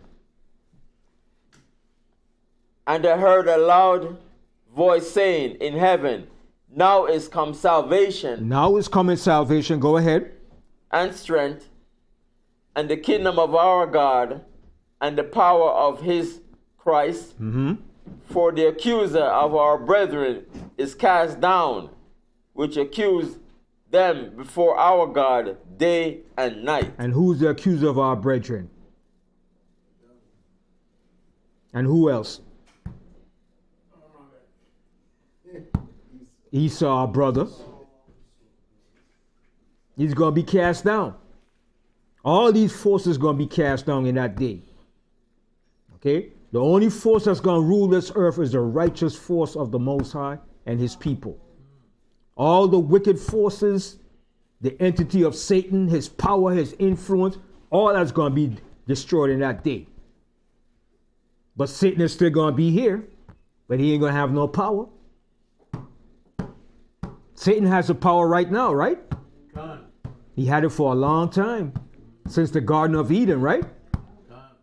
But in that day, it's going to be done. It's going to be gone. Ruling for a long time, his influence. Satan been ruling in every kingdom upon this earth. He's been influenced every rulership and kingdom in this earth. Even when we rule, he was influencing us too. By using who? Eve. Not only Eve, who else? who was he mainly using amongst our people? Who was Satan mainly influencing and using? The Pharisees and the Sadducees and the elders and the scribes. He was highly influencing them to do what they do against us and against Yahushua. Understand? And some of our leaders, when they went off, Satan was influencing them. That's why the Most High had to destroy a lot of our kings, because they were highly influenced by Satan. Saul. Look at the one that married Jezebel. What's his name? Ahab. Ahab was a wicked king. The Most High had to get rid of him. All right? And one of the longest reigning king was who? Excuse me, was who? Who was the longest reigning king in Israel? And he wrote a long forgiveness prayer in the Apocrypha. Manasseh. He was a wicked king. But he repented, and the Most High extended his life and his reign. He's the only king that ruled for 50 years. Because he repented, the Most High spared his life. And he wrote that prayer in the Apocrypha, the prayer of Manasseh. It's a long prayer, man. But the Most High saw when he repented, the Most High said, okay, I'm going to repent and give you a longer life to live. Because he repented. All right? And he reigned for 50 years as a king.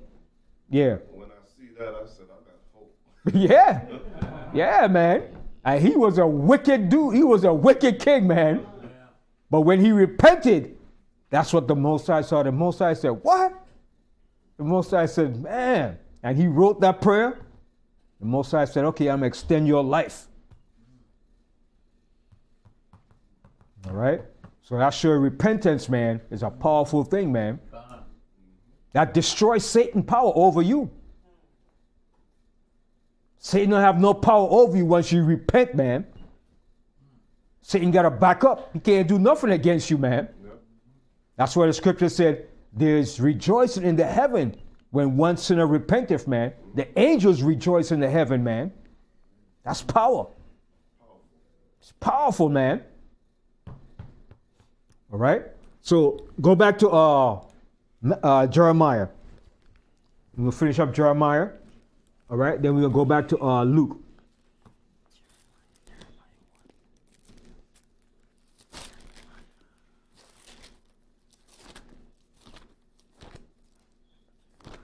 Jeremiah 51, we left off in what verse? Jeremiah 51 in the 33rd verse, right? Okay, read 33 again. Oh no, we didn't finish Matthew 13. Go back to Matthew 13. We didn't finish that, yeah. Matthew 13.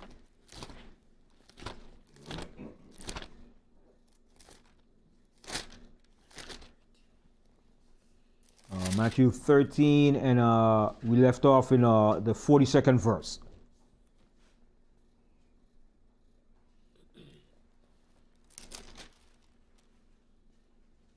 Matthew chapter 13, verse 42.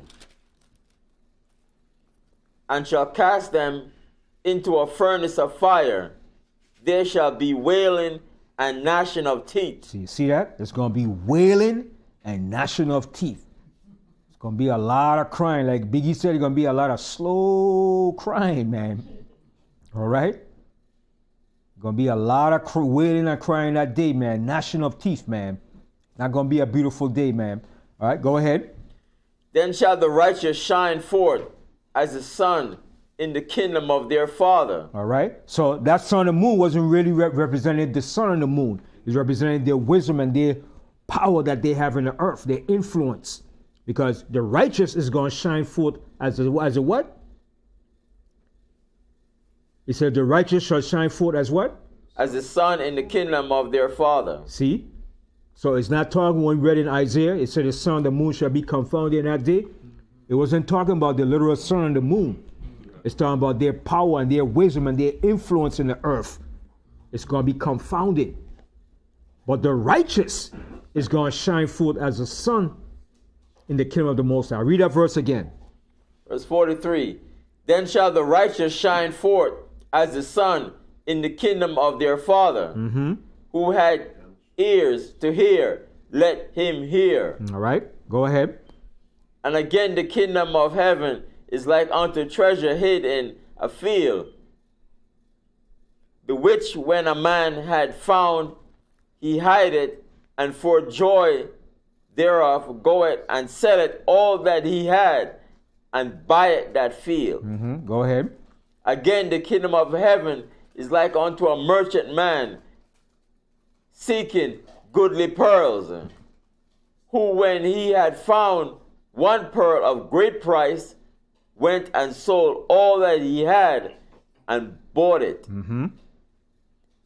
Again, the kingdom of heaven is like unto a net that was cast into the sea and gathered of every kind, which when it was full, they drew to shore and sat down and gathered the good into vessels, but cast the bad away. So shall it be at the end of the world. See what he said? Now, so shall it be at the end of the world. All right, go ahead. The angels shall come forth and sever the wicked from among the just. And that's going to happen. That's coming. The angel is going to sever the just from the wicked. All right, go ahead. And shall cast them into the furnace of fire. There shall be wailing and gnashing of teeth. Yahweh said unto them, have ye understood all these things? They said unto him, yea, Lord. They said, Yahweh said, do you understand what I'm telling you? And they say, yeah. Okay? So in the end of the world, it's going to be fire, baby, fire. You see why Capitan is a fireman? Fire, fire, fire. Lava. Most High is fire. That's the maker of the Most High. The Most High is a consuming fire. Everything about the Most High is fire. His words is fire. All right? So, go back to Jeremiah. Jeremiah 51. And we're going to close out.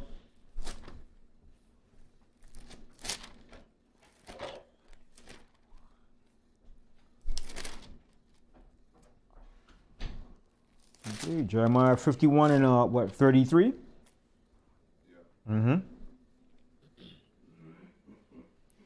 Verse 33. For thus said the Lord of hosts, the God of Israel, the daughter of Babylon is like a threshing floor.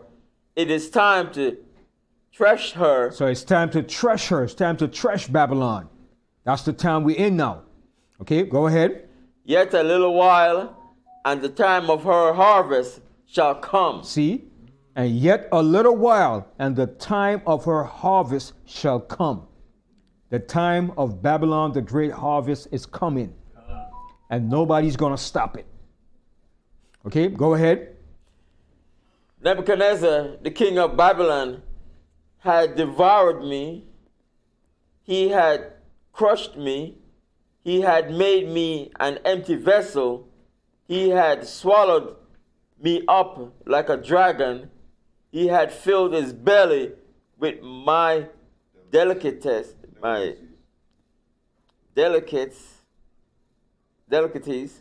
He had cast me out. So who was he talking about? And what was he referring to when he says, Nebuchadnezzar, the king of Babylon, have devoured me? Who was he talking about? The king Nebuchadnezzar and his system. Who did he devour? Judah. Israel, during the time of the Babylonian captivity. Right. He devoured us. All right? Go ahead.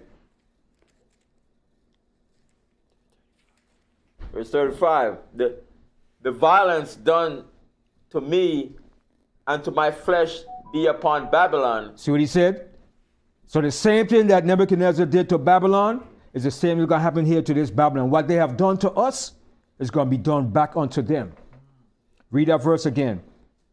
The violence done to me and to my flesh be upon Babylon, shall the inhabitant of Zion say, and my blood upon the inhabitants of Chaldea shall Jerusalem say. So their blood is going to be upon them for what they did to us. All right, go ahead. Therefore, thus said the Lord, behold, I will plead thy cause and take vengeance for thee. See? And I will dry up her sea and make her springs dry. And what is her springs? What are the springs today? Springs today are called what? Rivers, lakes. And the rivers and lakes drying up. Lake Mead was dried up. They started finding all the dead bodies of the mafia dumping there. All right? Even the Mississippi was drying up. All right? Remember for summer last year, you had all of Europe, all the rivers, everywhere was drying up. All right? Battleship was sunk there for World War II was being emerged now because all the rivers, the Rhine, all were being dried up. The Euphrates, even the Euphrates is drying up now. It's that close now. Once that completely dried up, it's on, baby. It's on. And troops coming over there. They're getting ready for this war. That's why it's being built up now. It's heating up. Okay? That's why you see the Houthis and all the groups over there, Hezbollah. It's going to intensify. It's not going to stop now. You can't bottle this back up and put it back in the genie. The genie is out the bottle now. Yes. Wasn't it this week that they bombed Lebanon? They bombed Yemen, where the Houthis are. Yeah. Hezbollah, yeah, Lebanon, right? Yeah, they killed one of a Hezbollah leader. The Israeli killed him with a drone. All right, so they're assassinating leaders now. So if they start doing that, what make you think the other nation ain't gonna start doing it too? If you assassinate my leaders, I'm gonna start to assassinate yours too. Iran claimed war against Israel and America. Yeah. So it's going to intensify. It's not going to stop now. That genie can't be put back in that bottle, man. That genie is out now and she's running wild. Okay, go ahead. Verse 37. And Babylon shall become heaps, a dwelling place for dragons. That's a future judgment of Babylon. It's going to be what? Become heaps and a dwelling place for dragons. Ain't gonna be no life over here. Only life for dragons, owls, and desert creatures.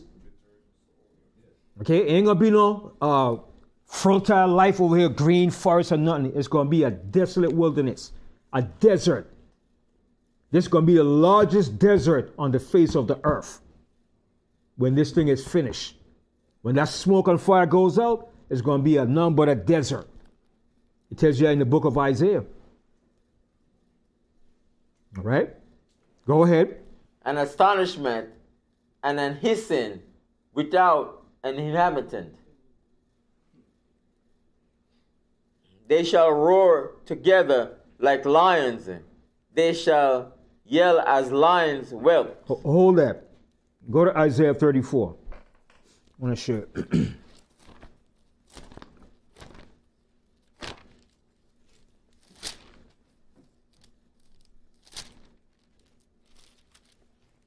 Isaiah 34, and start here from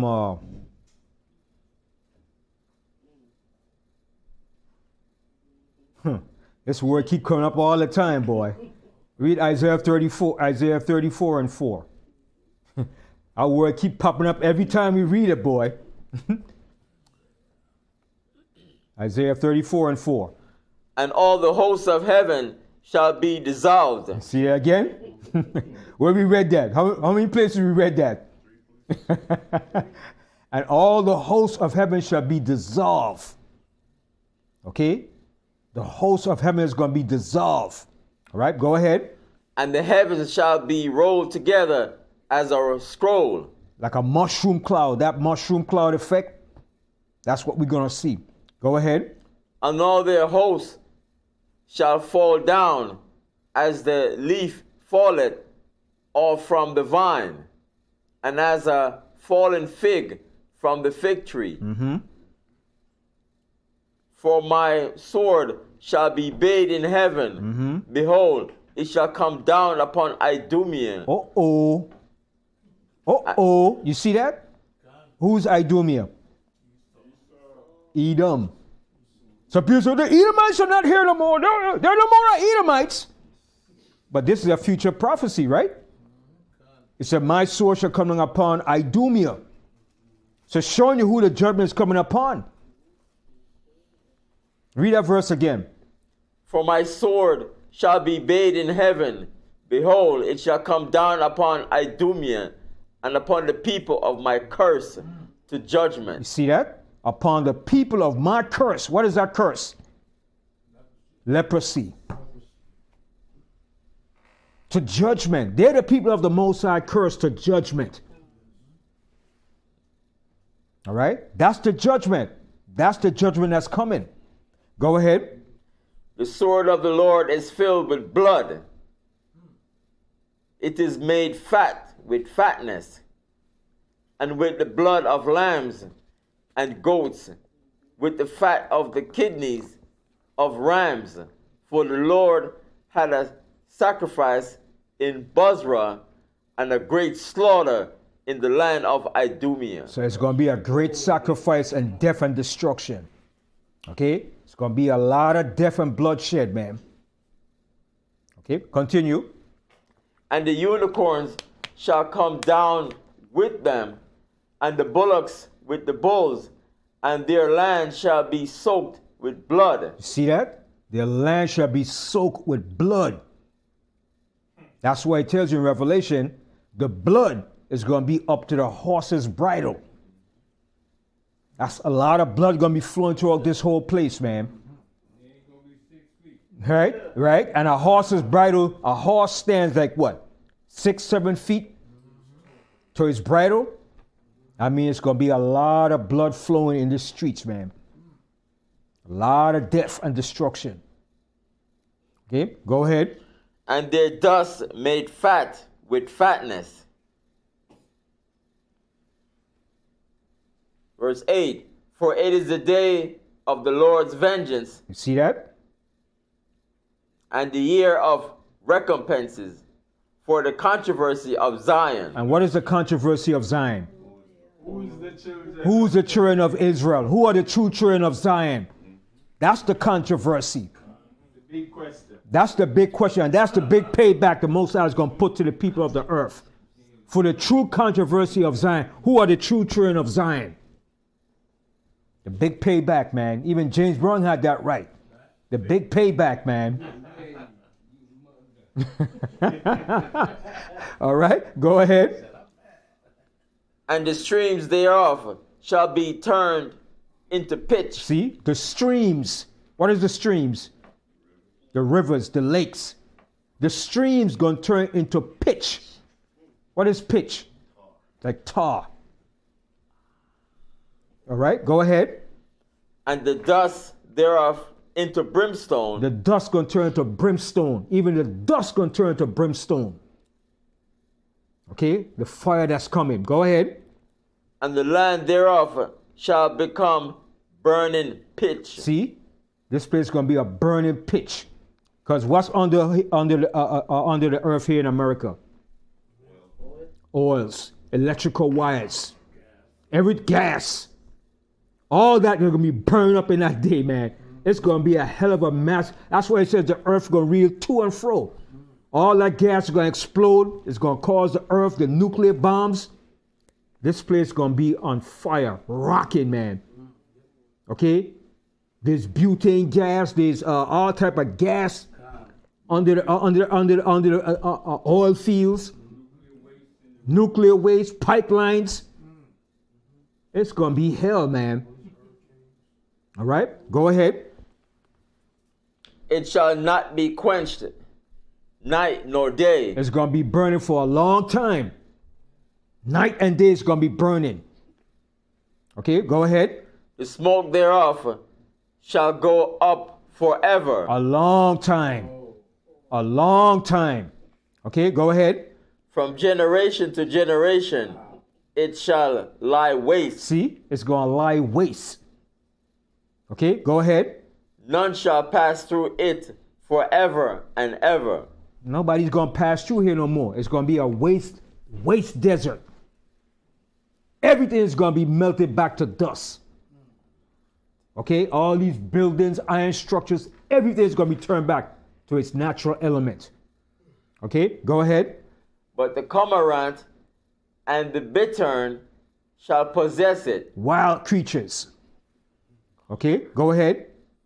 The owl also and the raven shall dwell in it, and he shall stretch out upon it the line of confusion and the stones of emptiness. They shall call the nobles thereof to the kingdom. Who's that? He said, they shall call the nobles thereof to the kingdom. Who is that? The elites. The military generals. They're going to call him. There's anybody there? Everybody alive? They're going to be calling to the rest of the nobles around the world. Is anybody surviving? Read again. Verse 12. They shall call the nobles thereof to the kingdom, but none shall be there. None is going to be there. Okay, go ahead. And all their princes shall be nothing. And all their princes and their leaders going to be nothing. They're going to be brought down. They ain't going to be there to answer the phone. Yes, we're all right. We're still there.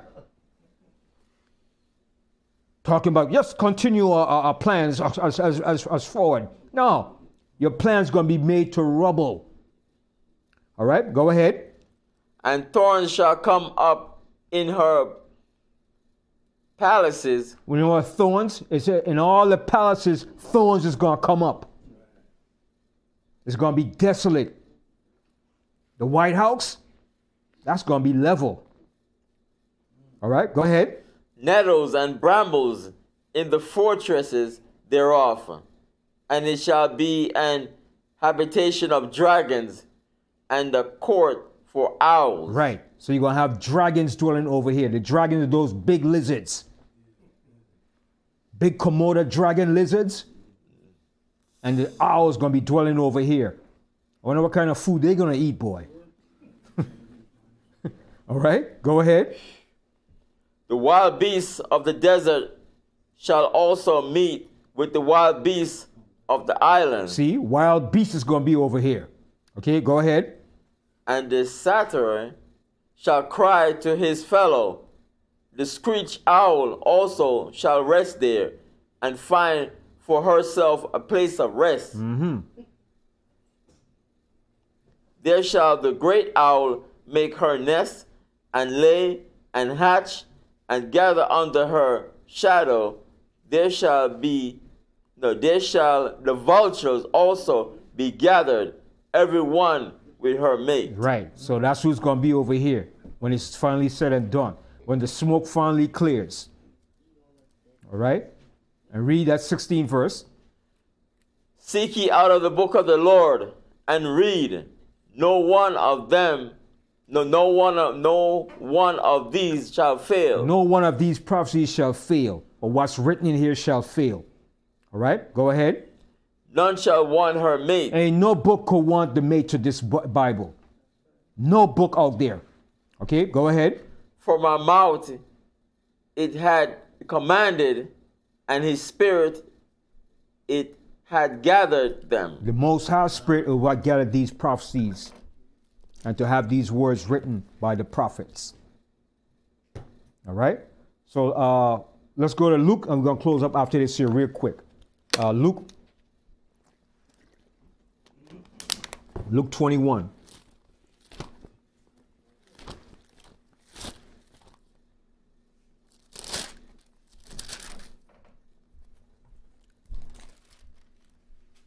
Luke 21 and start here from the 8th verse.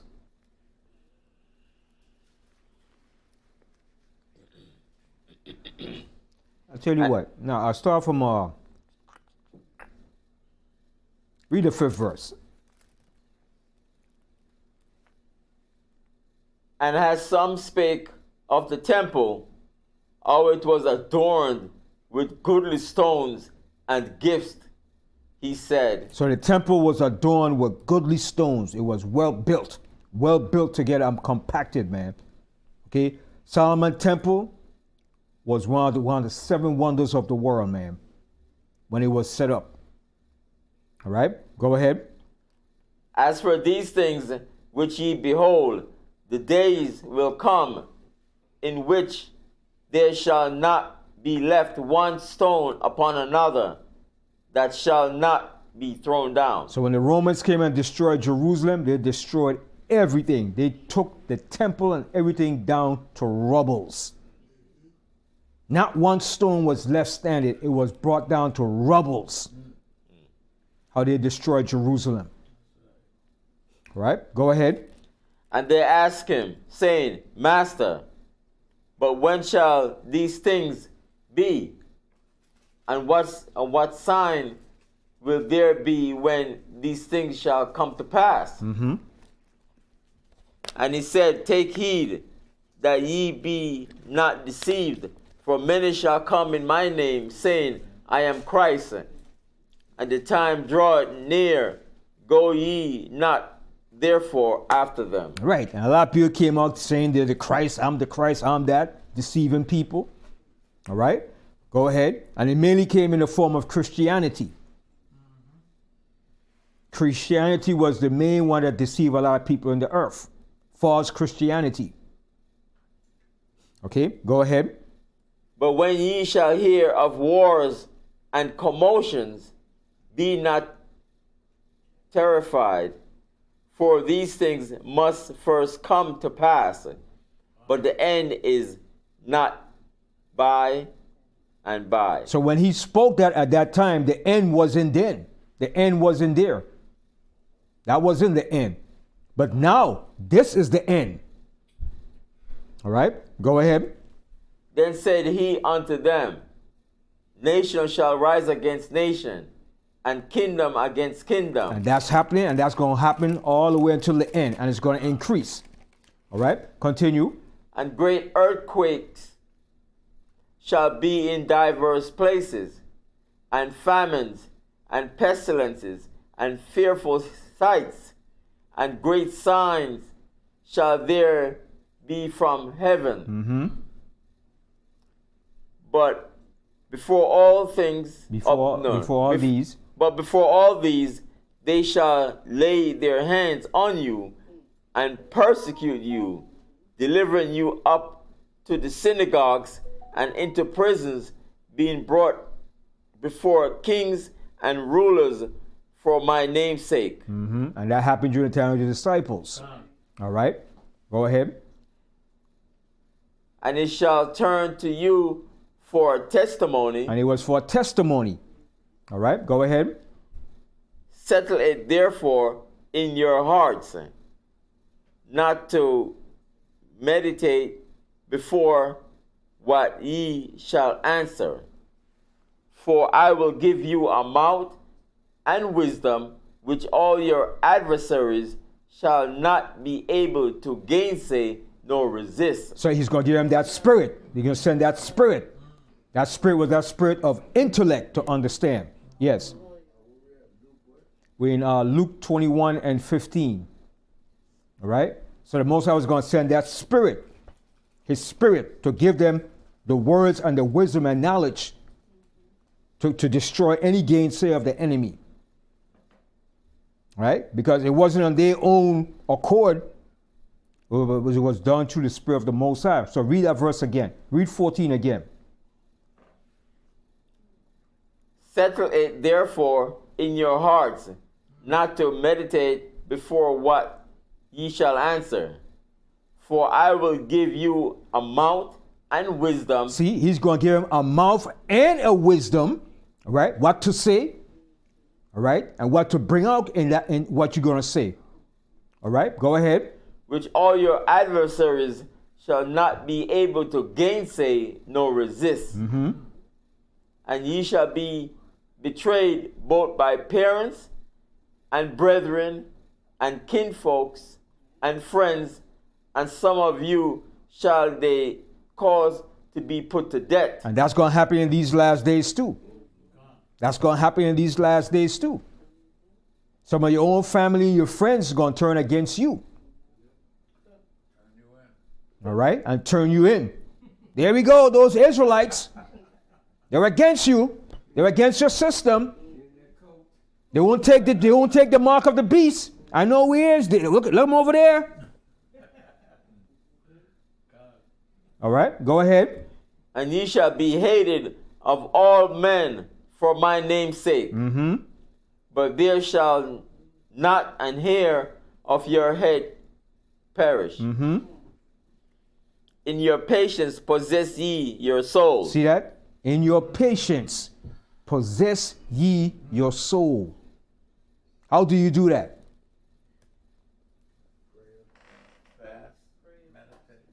In your patience possess ye your soul.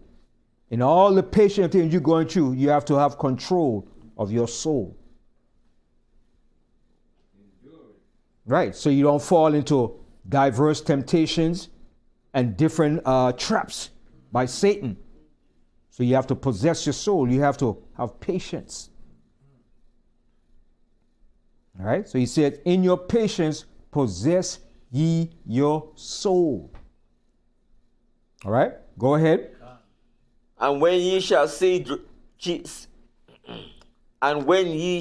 Jerusalem compassed with armies, then know that the desolation thereof is nigh. So when 70 AD hit, when the Romans came and destroyed Jerusalem, that's when they knew that prophecy was being fulfilled.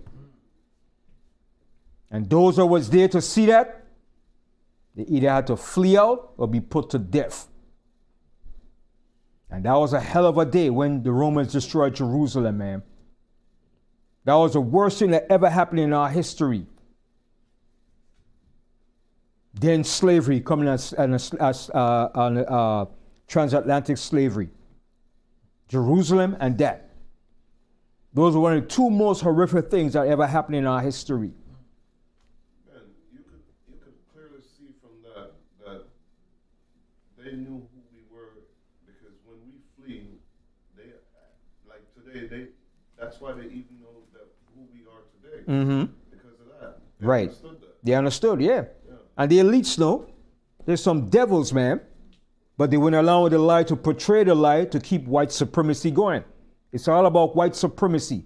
White supremacy in the educational system, white supremacy in the economics, white supremacy in history, white supremacy in religion, white supremacy in politics, white supremacy in everything that they encounter and put forward. Yes.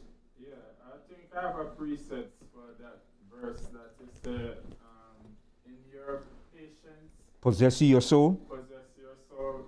I'm reading from the book of Isaiah 40 and 31, and it reads, but they that wait upon the Lord shall renew their strength.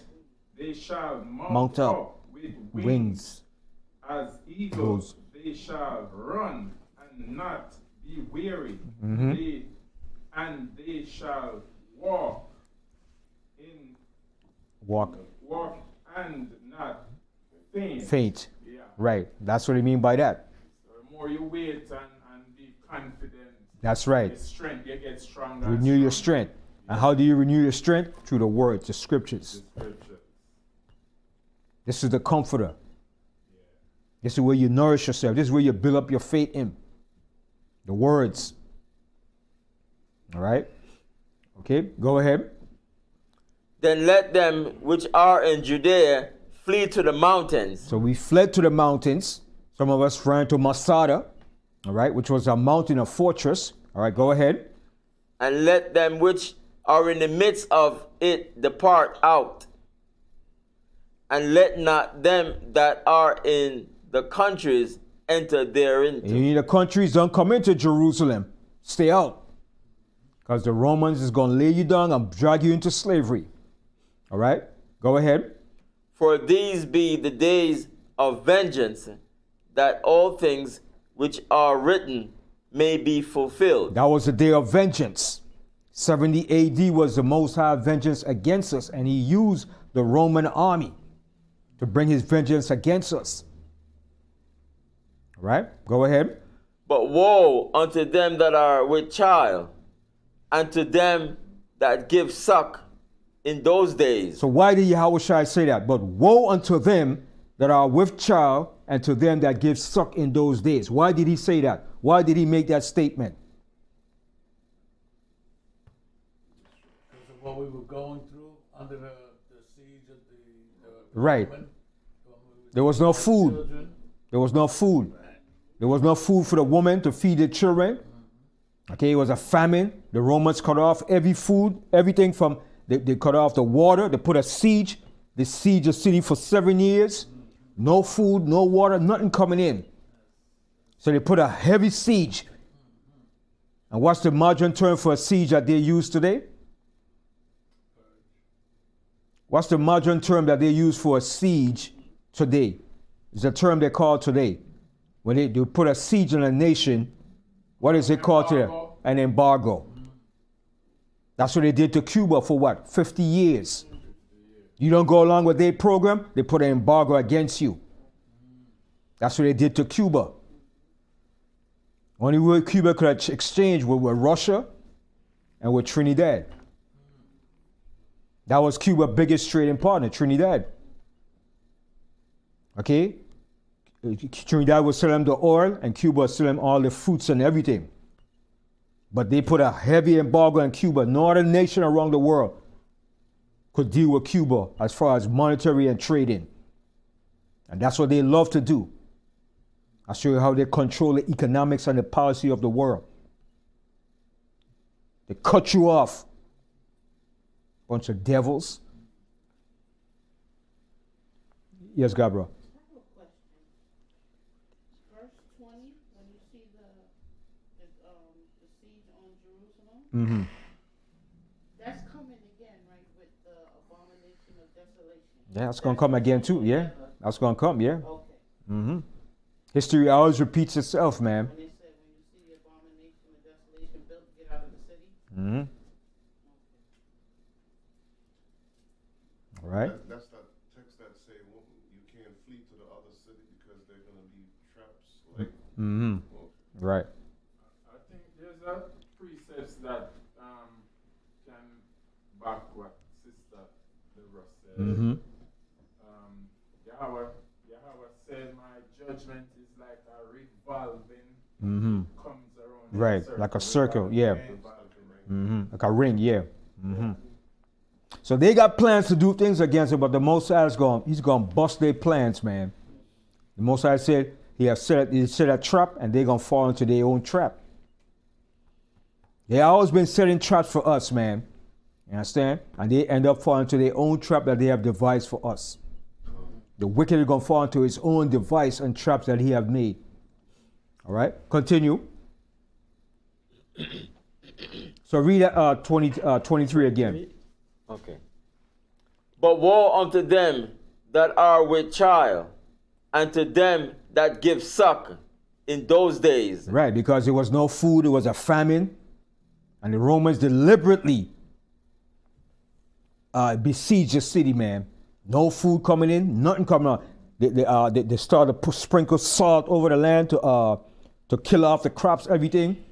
No food, no water. And you know, once you got no water and food coming in, that's pure hell to pay, man.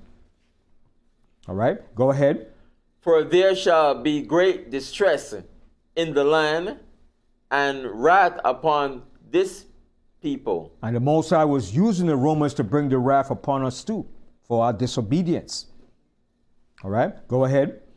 And they shall fall by the edge of the sword, Mm-hmm. and shall be led away captive into all nations, and Jerusalem shall be trodden down of the Gentiles until the times of the Gentiles be fulfilled. And we're coming to that point now where the times of the Gentiles is going to be fulfilled.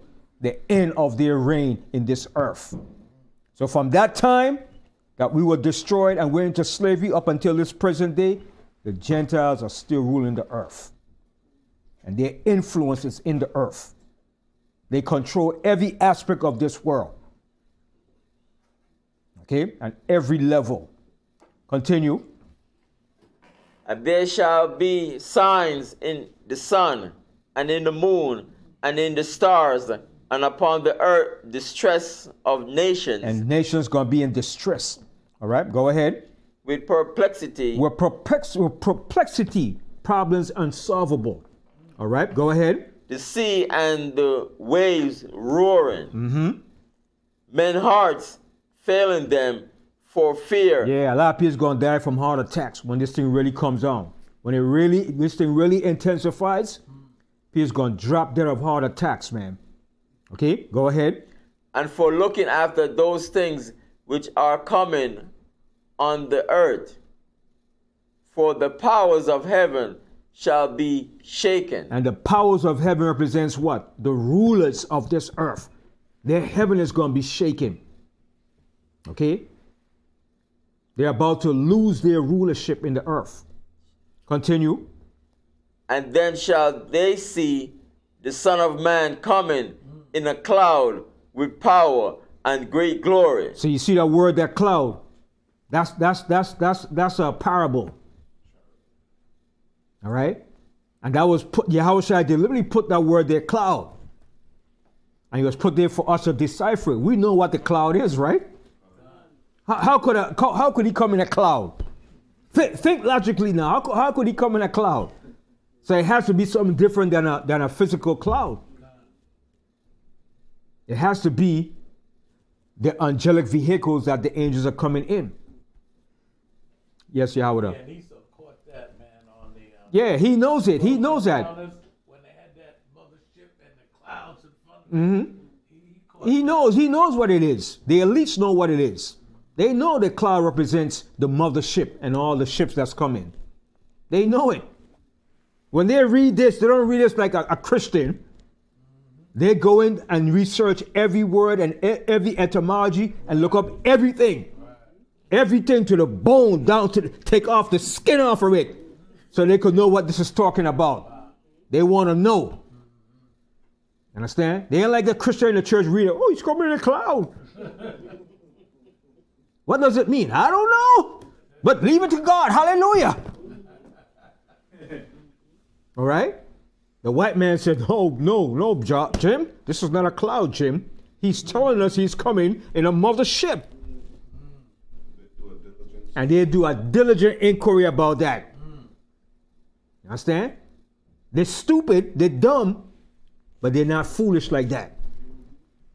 Okay? Continue.